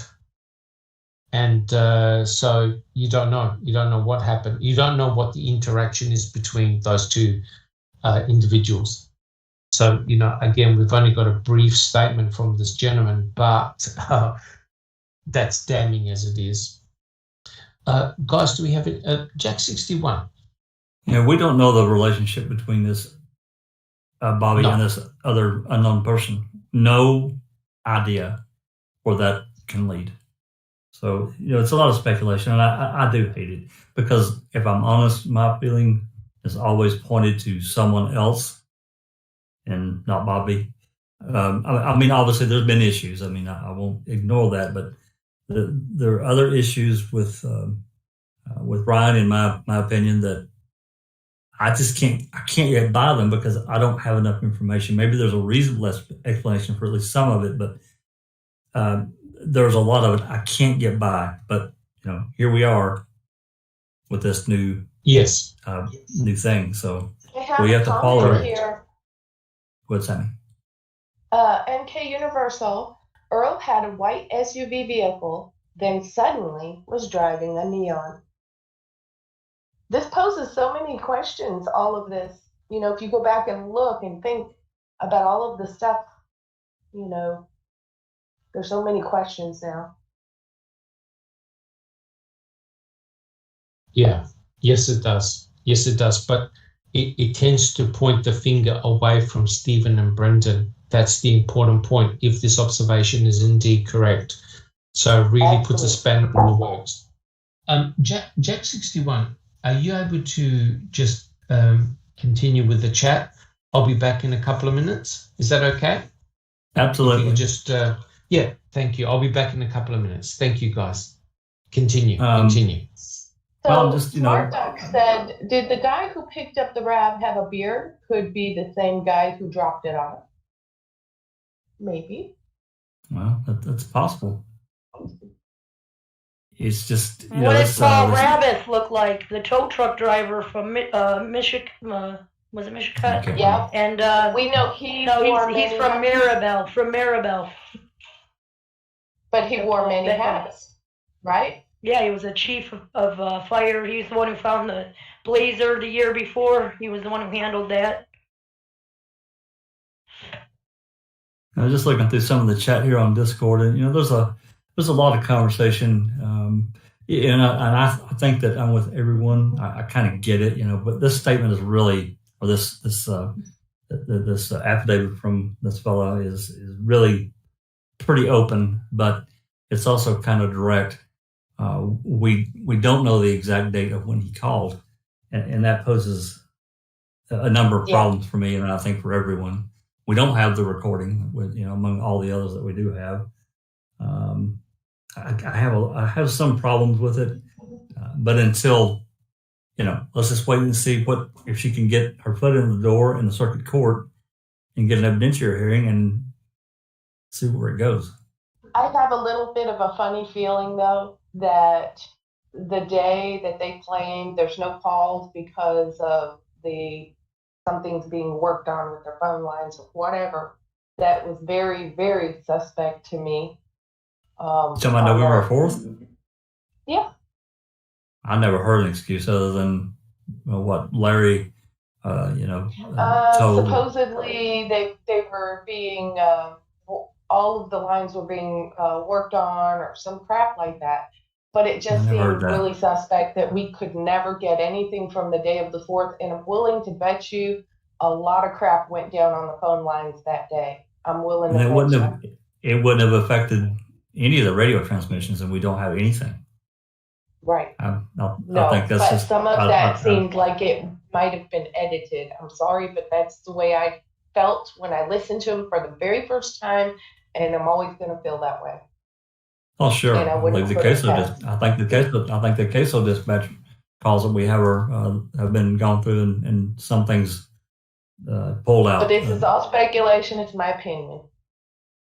I agree. I'm with you 100%. Any more questions that anybody's seen go by, or anyone have a comment? Somebody asked, what did Robert Fabian look like? That's Bethany Marcy, and wanted to know, what did Robert Fabian look like? There's probably a photo of him somewhere. I just can't remember. And earlier on, someone had suggested for everyone to rewatch Ma'am and look for the bearded man. But how long after all of this was Ma'am made? Quite a while. Well, some of it. Yeah. Some of it was from the time frame. And Fabian had short dark hair and a mustache, and he was kind of he's also on Facebook, if I remember right. You can look him up real easily. He pops up. He looks like Kratz, kind of, but dark. Yeah, actually, he does look like Kratz. Like, I'll stop there, but yes. And just an observation of the paperboy guy. Maybe they were broken down. Would you not feel inclined to stop and ask them if they needed help? And if Bobby was waving them down? Not on their property, because it was a salvage yard. So they probably just assumed that was normal. Plus, a delivery guy typically wouldn't do that. Yeah. Because they got. But just even on the way back, they have somewhere to be. Drag them down. Maybe he was like. He said he felt like they were doing something wrong, and he was scared. Yeah. Yeah. Yeah, there could have been a little piling on there, but it's also possible to kind of see a shirtless guy pushing and another guy pushing a vehicle. That time of the morning would have been kind of freaky, I guess, even on a junkyard. Because I don't know, when he says early in the morning, he's saying 3 or 4 o'clock in the morning. A lot of times when newspapers were delivered, and I was a kid, but I had a paper route when I was very young, and the guy that brought mine, he came like super early in the morning, super early. And when I'm saying super early, I mean 3, 4 in the morning. So.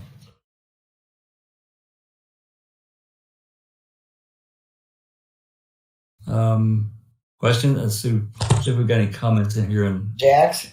Discord. Yep. O-Dog says it might be a long stretch, but it's possible that the bearded person was tied to LE. Law enforcement. Yeah, it could have been like an informant or something. It could have been somebody that they had something hanging over their head. Who's Or that guy an who was actual calling at a officer. beard? That came in, wasn't he that? Wasn't even an officer, but he was an officer. What was that guy's name? Have a beard? The guy that found the bones? Who are you talking about? Oh, Jost? Yeah. He was an officer. He was younger too. I don't think he was in his 50s or 60s at the time. No, he was young. He was young. I wasn't sure about. Little Miss T just said that Jerome just tweeted. Did Koosh have a beard? Gene Koosh, the pencil? Just tweeted. Yeah, that would have killed him to push that car. He'd have a heart attack. He did die not long after, right? Like a year and a half later. Had a heart attack. So somebody might want to check Buting's tweet. Here, let's look. Yeah, I'm afraid I'm still on my hotspot connection, so I'm afraid to do too much with it. The whole thing will just crash the whole side of my house. He wrote, new development. The state never discloses this witness to Stephen Avery's trial lawyers. If credible, unquestionably, this witness would have destroyed state's case against Avery and Brendan Dassey. And it looks like Farrick put out an article in the Patch. And he linked the article. Interesting. So there's also an article by John Farrick now.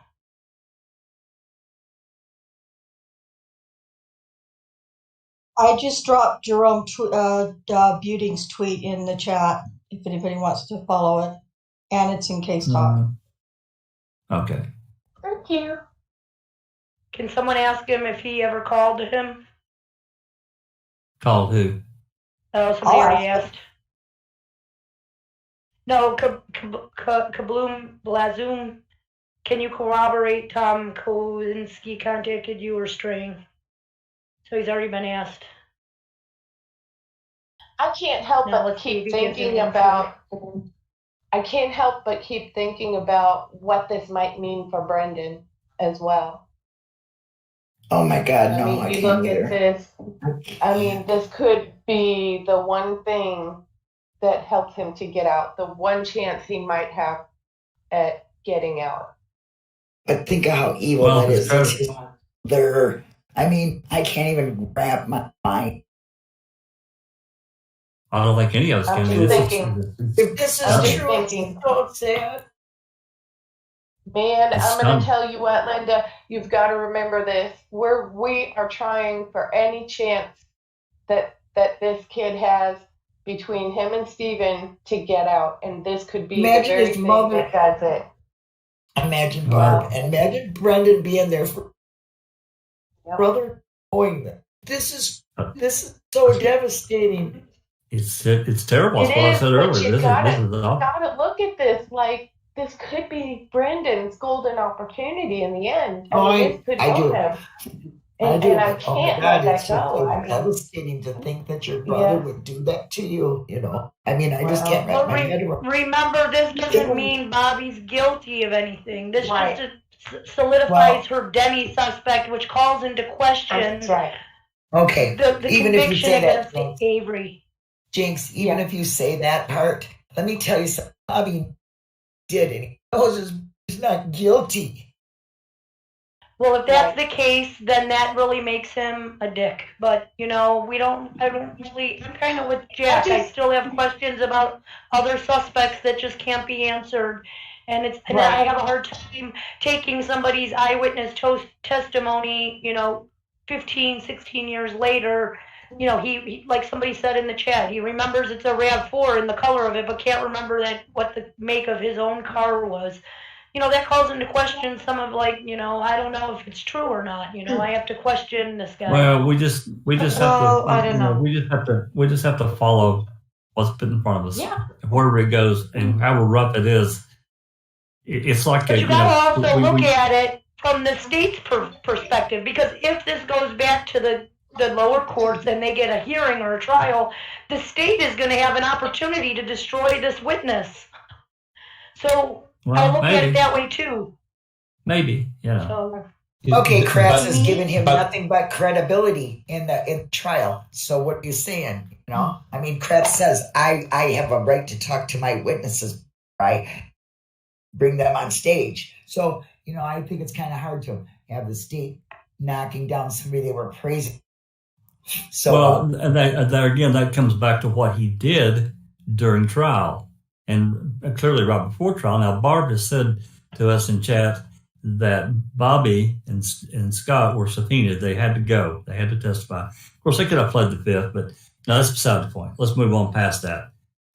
Kratz said that he got this information from interviewing and asking questions of his witness, which was Bobby, but no report was made.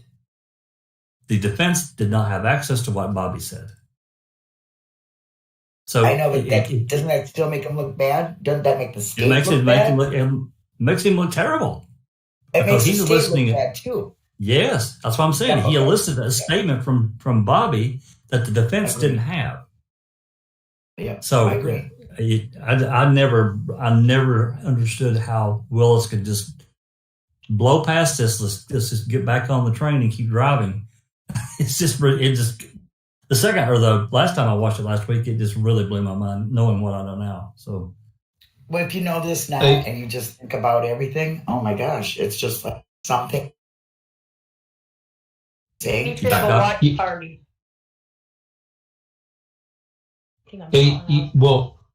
Well, this if this observation is correct, then that strengthens Ramlow's observation of the RAV4 at the turnaround, doesn't it? Yeah. Because it means that the RAV4 was. Yeah, it means that the RAV4 was actually off the property.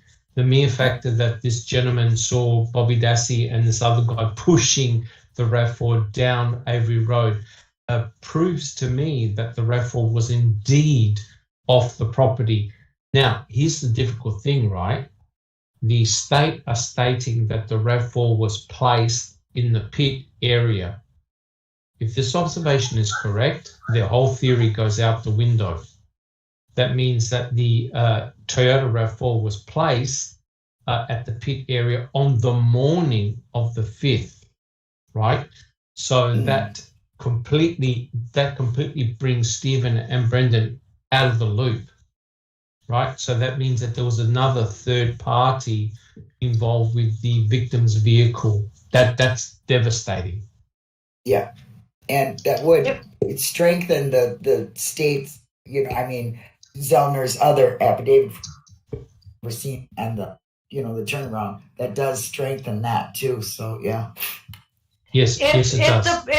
If the RAV was planted on the 5th, as this guy says, that morning, then when Pam of God went to go to search the Avery yard, why did Ryan give her a camera in the direct line to Pagel? Was that just innocent coincidence?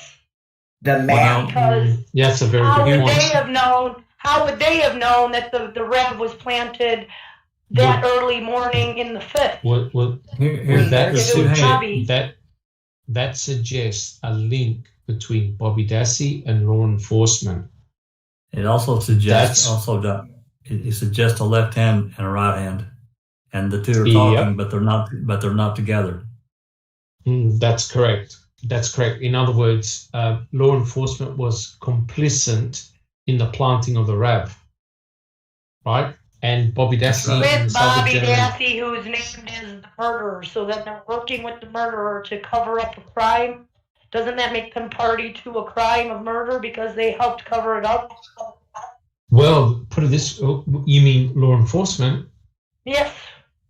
Yeah. Oh God. They were somehow involved. That means that there's a subset of law enforcement that are corrupt and they may or may not have been involved in the direct murder of Teresa Halbach. So I know we're speculating, but when you think about it, you're correct, Mystic, because how did Pam of God just happen to have Sheriff Pagel's phone number, a map of the Avery salvage yard, and also a camera? I think I have an answer to that. Tell me.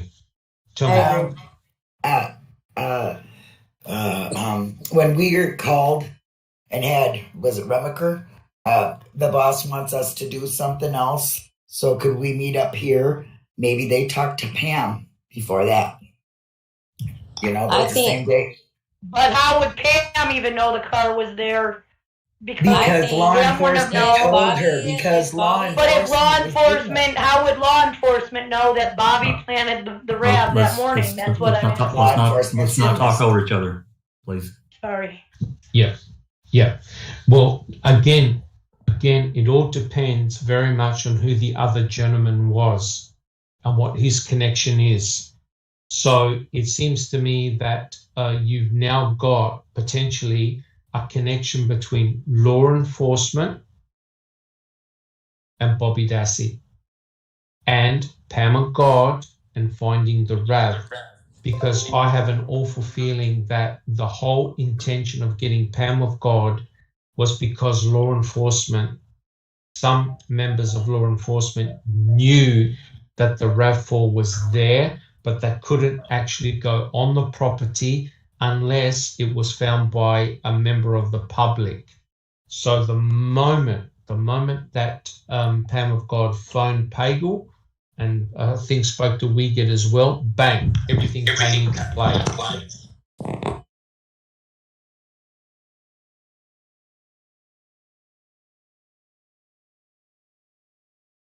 Jack 61. Actually, I think Nosy has a question first, and then I have a comment. Oh, Nosy. Oh no, I was agreeing with Linda. If there is a Bobby Ellie connection, I feel like so if there's a Bobby Ellie connection, and then let's say Bobby plants the RAV, he alerts whoever he was connected with, or whoever goes back and tells Ellie.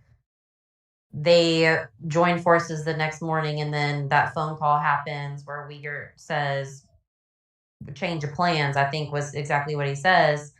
That's when they meet over at whoever's house, and Ryan gives the map and stuff. And I mean, Pam's related. Isn't Pam related to Vogel or Pagel or something like that? Yes, I think they're distant cousins. Yeah. And so... Yeah. And then,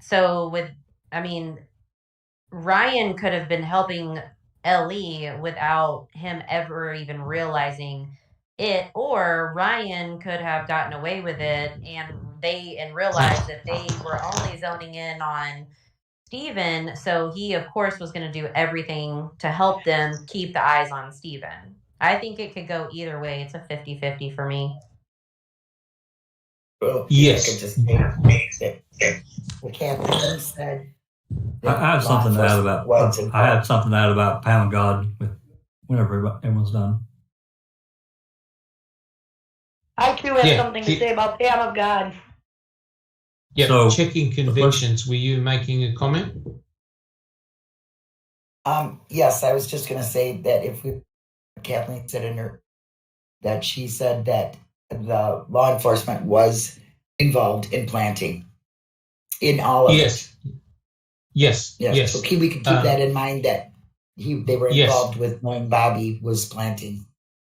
But she didn't get this tip until recently, like the 10th, right? And then she say the 10th she got this tip of April. And that was long after that interview she did.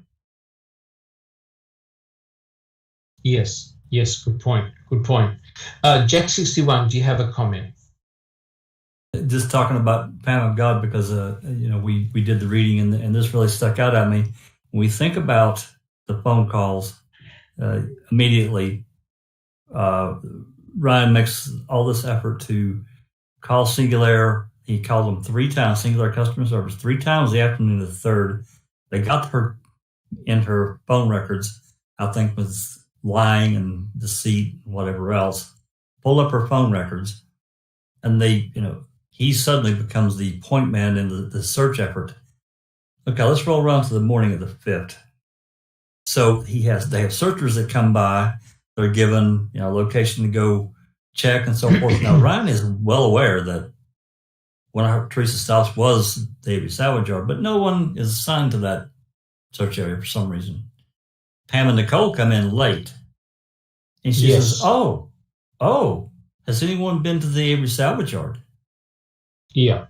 I'm sorry. To me, I have a real problem with that because he knew that she had been there. Why hadn't he already assigned people immediately to go there? I have a problem with that. She's given a phone number. She's given a map. She's given the camera. I'm sorry. It doesn't work for me. She was also there when Pagel and Deirdre were doing the fax testing around the same time that morning. That's right. And also, Pam of God is not related to Pagel in any blood capacity, but there is a connection because Teresa Halbach's uncle married Pagel's wife's niece. So there's that little bit of a connection, just to clear that up. Anyway. Yeah. And also Pam of God was there when the phone was found on the ground, and Colburn came and photographed her. So Pam of God was actually involved in finding a lot of very interesting pieces of evidence. But just to echo what Jack 61 said, this is way too coincidental, in my opinion, in that Pam of God just happened to have the direct number of Sheriff Pagel and bang, her and her daughter literally walked right up to the RAV4, which is rather remarkable. Yeah, that's just an observation. Guys, do we have Alice? Yeah, I mean, I would just like to reiterate that I don't think, and I mean, this is just my opinion, but I don't think KZ is going to ruin her reputation by putting something like this out there and not have something to back it up with.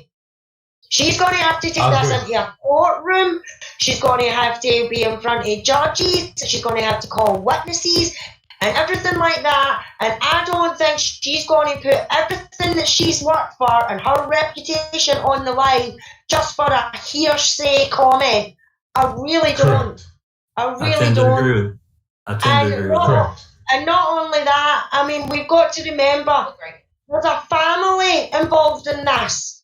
Immaterial or who's pointing the finger at who. There is a family that's involved in this, and this family has been ripped apart from every fucking angle by law enforcement, by lawyers not fucking helping out when they fucking should, and everything like that. And this is going to be crushing for every member of that family, not just the people that's getting mentioned. And I know people are going to jump on the bandwagon about Barb and Scott and everything like that, but why did they not do this and why did they not do that? It's immaterial. This is going to be a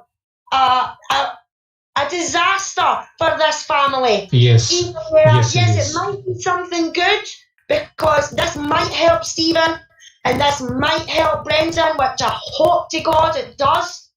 But we've got to remember this is a family that is involved in this. And I'm not just meaning Barb and Scott and Bobby. I'm meaning the rest of the family, like Pete, like Brad, like Ma and Pa, like Carla and all that. There is a whole family in this that is going to be destroyed and disappointed with this information. So please, we have to take that into account. And I know a lot of people is going to be blaming Barb and Scott and everything like that, then that's their thing. But in my opinion, there is a family that is being destroyed by this information, and we need to keep that in mind. Everybody's entitled to their own opinion, but I'm sorry, I just had to say that, you know what I mean? No, 100% correct. But you know what?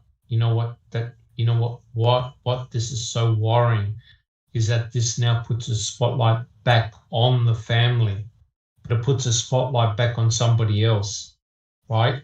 And like I said, and we've covered this many, many times in our podcast, remember, this is where the story changed 180 degrees, and that was the interaction of Bobby Dassey, Stephen Avery, and Teresa Halbach, right? The stories were diametrically opposed, right? But Stephen said that he went in his trailer, put the book on his computer, came back out, and noticed that Bobby Dassey's vehicle was gone, right? Bobby Dassey's vehicle was gone. What did Bobby Dassey say? Bobby Dassey didn't see the interaction between Teresa Halbach and Stephen, but said, I saw Teresa walking towards Stephen's trailer, right? So you've got this completely different story because Stephen Avery said, I saw Teresa leave the property and turn left on Highway 147. So we've got this incredibly difference in the story. Now we've gone full circle. A witness has come out and said, oh, by the way, I saw Bobby and this other gentleman pushing a Toyota RAV4 on Avery Road. Oh my God, that now puts a spotlight back on Bobby, right? And that's why it's potentially devastating, because if it's true, how is Bobby going to explain what he is doing with this other gentleman with the victim's vehicle on the very morning it was found? Right? But to make matters worse, guys, what did Earl say when he was down there sighting in his weapons? He said I think it was Robert Fabian, together were, I think, in the golf cart, and they were driving down there. They actually drove right past the pit area and he said on the 4th, I believe it was the 4th, he never saw the Toyota RAV4, right? There would have been members of the public who would have come in looking for car parts. No one says that they saw a Toyota RAV4, right? And so when they did the flyover on the 4th, they said they didn't see a Toyota RAV4. Now, as Jack 61 said, they've got to have unedited footage. Did they spot the RAV4 somewhere else? I don't know. Is there definitive proof that there was no RAV4 on the property on the 4th? And all this now dovetails into this person's observation that, hey, I saw the RAV4 on the 5th, right? So now it all starts to come together as a cohesive story. You look at Ramlow, he said, I saw the RAV4 at the turnaround. And according to Ramlow, he said this to Colburn. Now, I don't know if it was Colburn, but he said it to an officer. So that's further proof that the RAV4 was indeed off the property. Jack 61. Yeah, he did. Ramlow did say that he told Colburn. Of course, there was a story that went around not too long after that this Ramlow was trying to get back at Colburn because Colburn had pulled him over for OWI at some point before, right. So he was trying to retaliate against him. Right. But the important point here, guys, is that the Toyota RAV4, if it's indeed the same vehicle, was spotted off the salvage yard. That's the important point. Yes. It wasn't at the pit. It was off the salvage yard. You've got the observation of Siebert, who said that he saw 2 vehicles enter at the back, and then suddenly you've got this. Yes, and then suddenly you've got this observation here. The undisclosed 8 millimeter tape that we don't know how that could play a part that we haven't seen yet. Yes, It correct. just makes it more confusing for me because it was seen going into the quarry from the back of Avery's property. Now they have them pushing it in the front of Avery's property.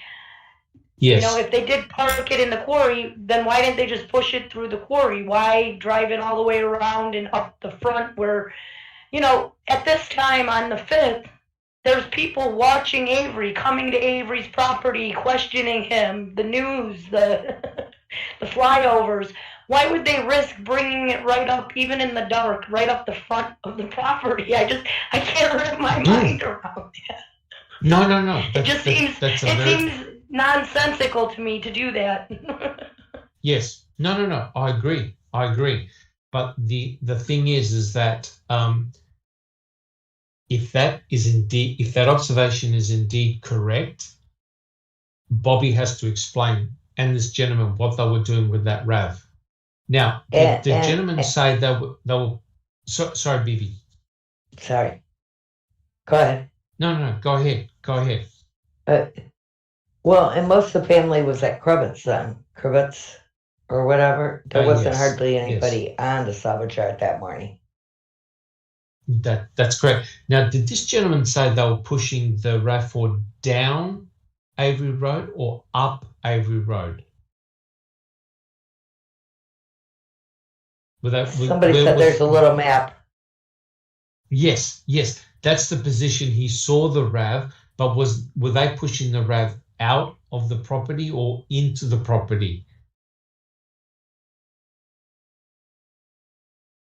I'd have Does to anyone know? Into the property because I'm looking right now. Why would they push it out? If I can find it. Yes. I know It says I witnessed an individual who later I realised was Bobby Dassey and another unidentified older male pushing a dark blue RAV down Avery Road on the right side towards the junkyard.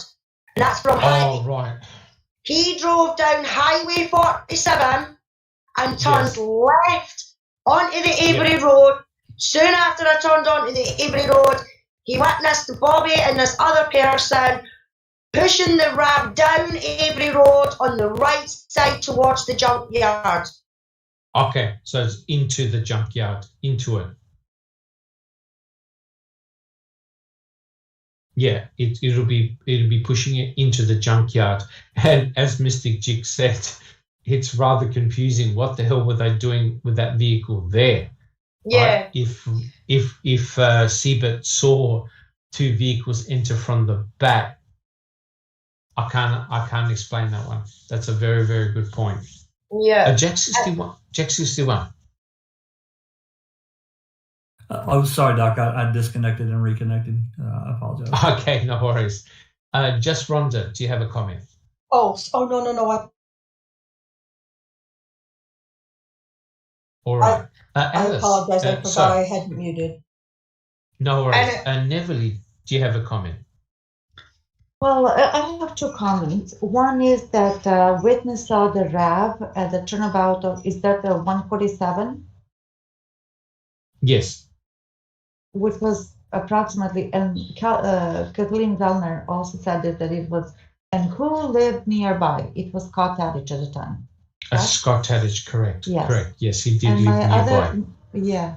And then I just wonder if Zellner knows who the identity of this other individual with Bobby, who hid. Yeah, that I don't know. That I don't know.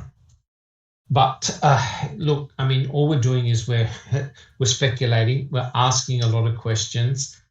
But if this observation is indeed correct, then I think Bobby and this other gentleman have got a lot of explanation to do. To me, it points the finger directly away from Stephen and Brendan. But as Checky Conviction said, it's tragic because it still involves another family member, a Dassey family member. And it's rather bizarre because, if Bobby Dassey knew what had occurred, he did so knowing that his brother eventually got arrested and convicted for horrendous crimes that never happened. Bibi. Somebody in chat mentioned, I don't know, that Barb is already saying that this didn't take place in the Facebook group. You know what's also tragic? Because if it's not Bobby and he had nothing to do with it and this guy is wrong and all of these people are wrong and it is someone else, their name is just going through the mud for 15 years. So that's also tragic.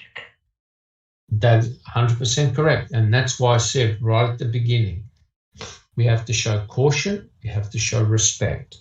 But if this observation is indeed correct, it needs to be explained away. Now, it may not have been Bobby Dassey. It may have been someone that looked like Bobby Dassey, right? So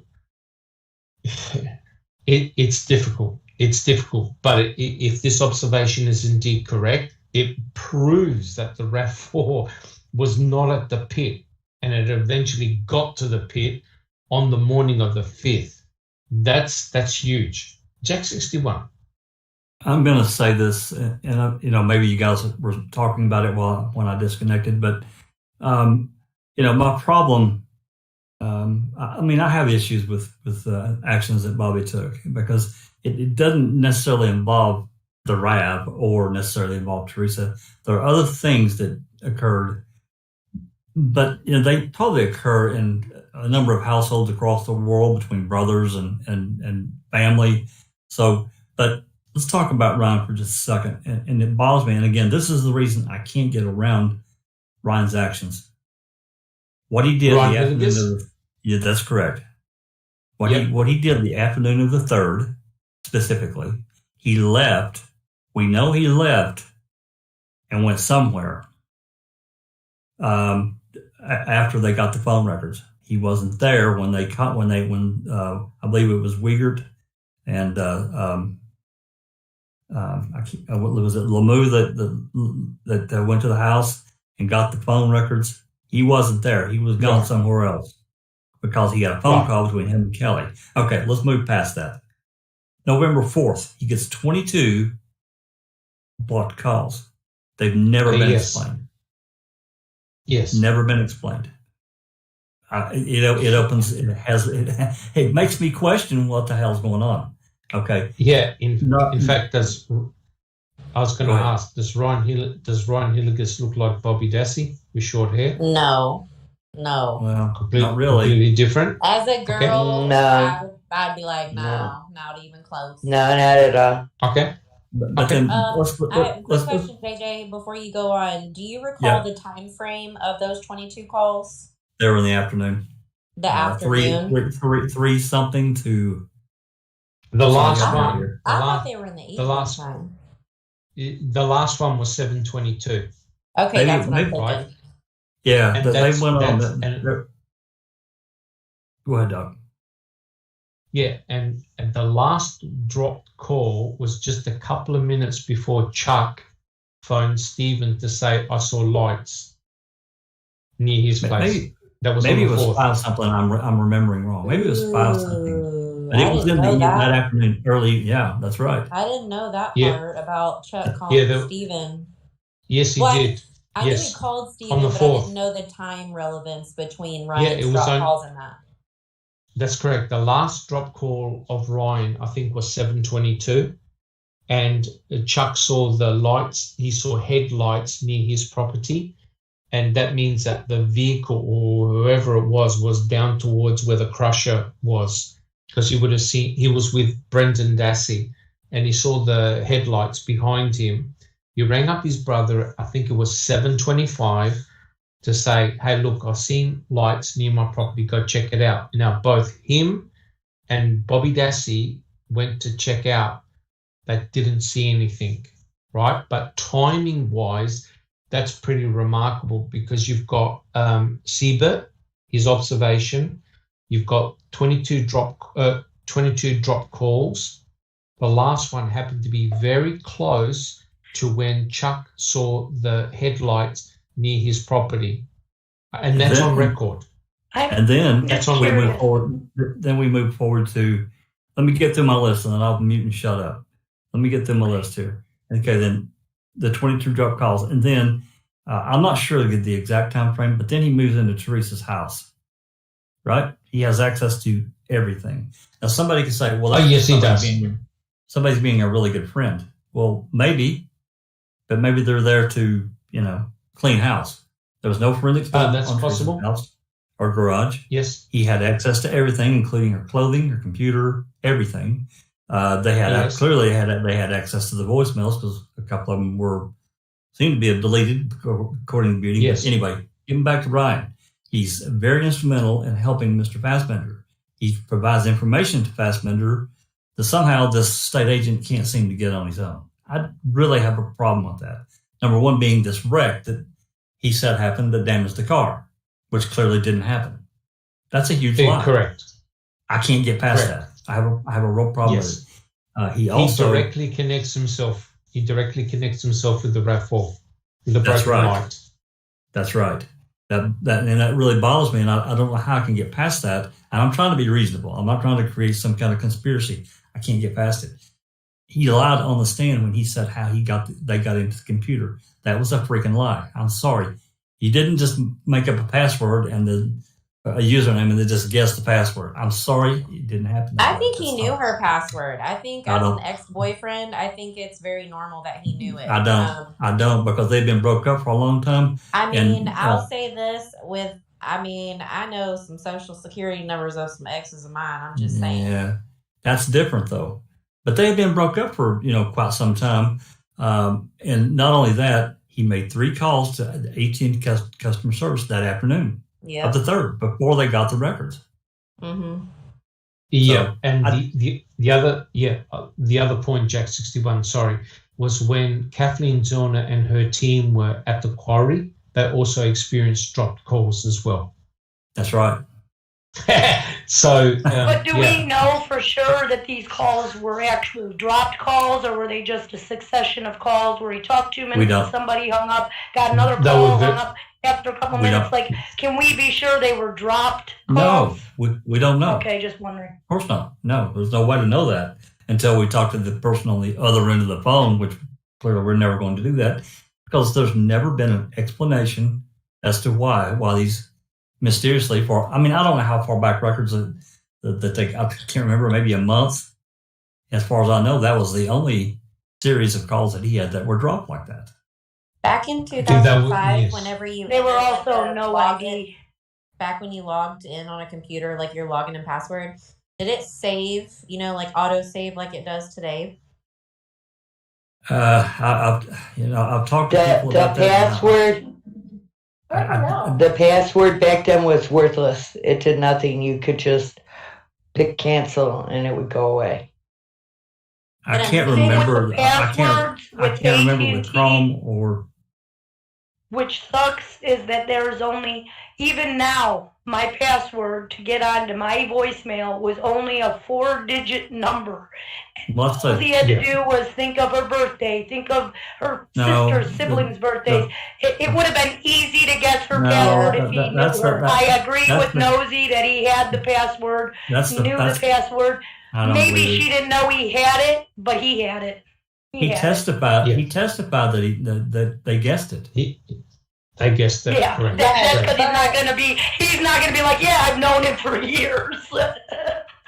No, but they recalled my callback to the stand for a second time because Ryan said that he figured it out. Then Mike said he did, and after Ryan said he did, they called Mike back to the stand, and he was like, "No, I did." And I've always wondered why they never questioned. So Ryan always knew it. Ryan always knew it. We're talking about two different things here. There's a password for the phone email and a password for her computer. They're different. They're not the same. Wrong.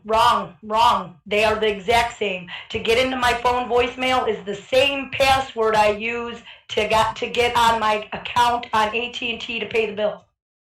Not mine. Fucking number. Not mine. Sorry. Now back in 2003, it would be different. All they could have done then was got another female to phone up and make out that she was Teresa. I think so too. I've lost my passwords. I can't get into my voicemail. I'll give a few details, date of birth, address, whatever, and bam, there you go. There's your access.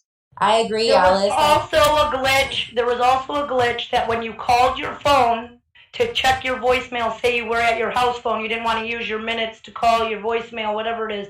You call your thing, you hit asterisk, and it prompts you, what is your password? Unless you set up that number to be something else, it was the last 4 digits of that person's phone number. Yep.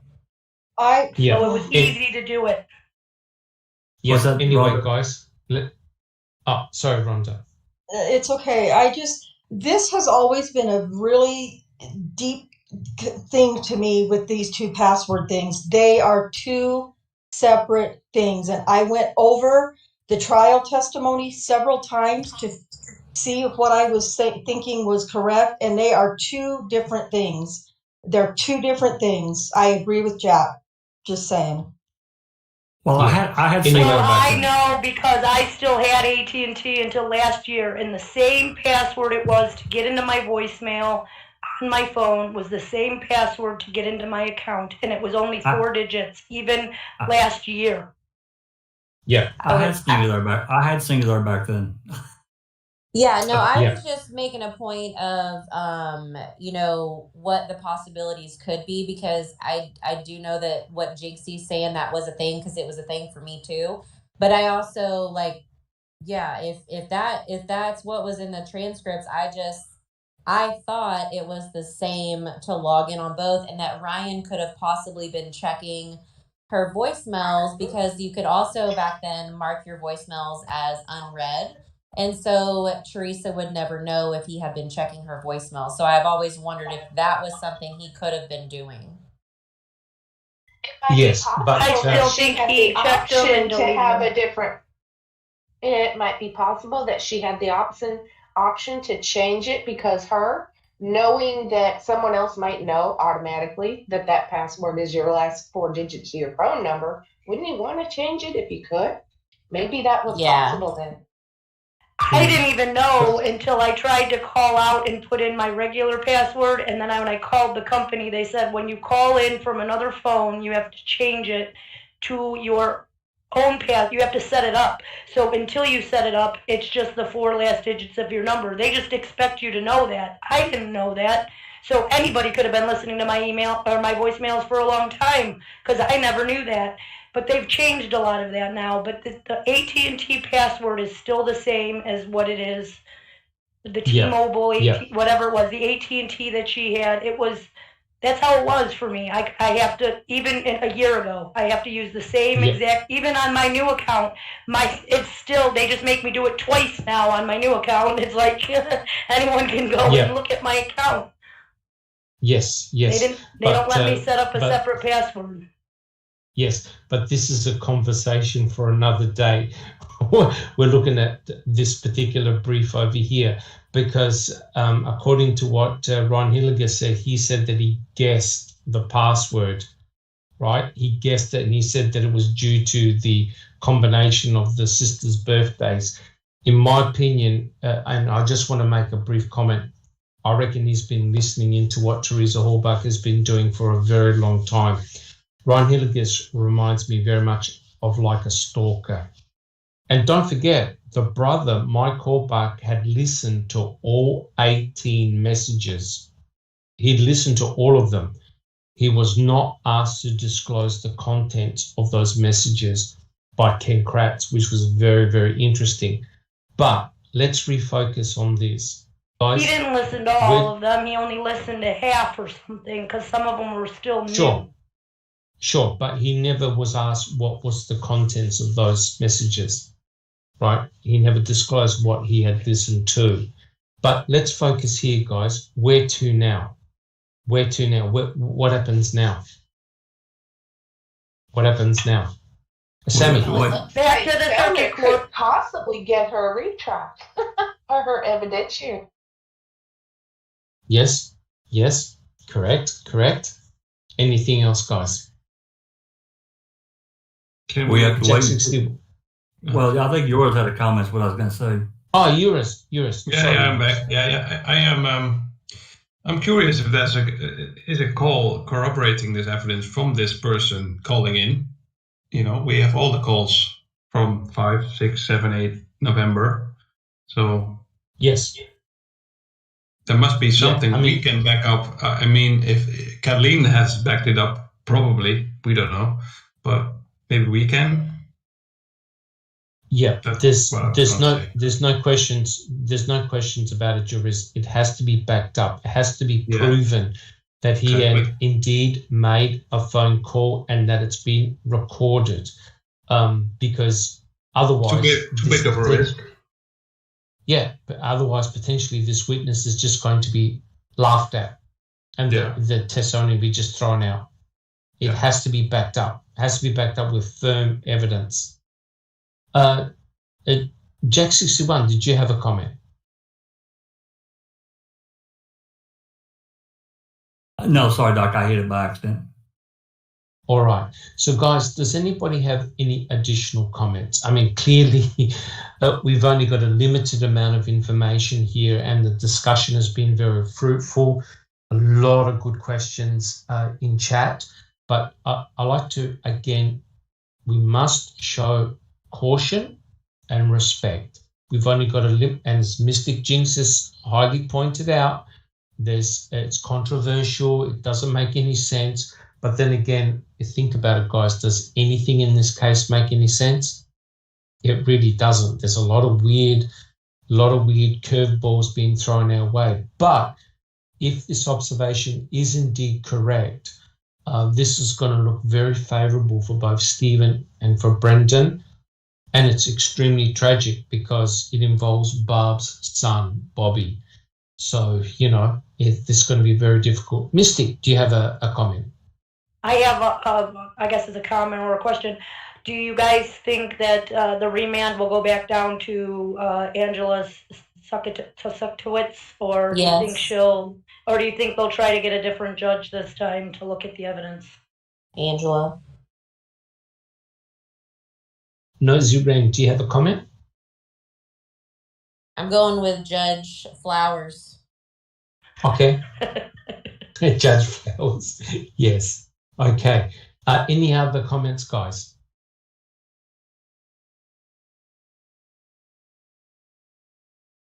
Are we all good? I suppose what we now need to do is to wait for further developments. I'm sure there's going to be a lot of discussions, and I'm sure the internet's blown up, and there's going to be a lot of, a lot of soul searching going on. That's for sure. Jack 61.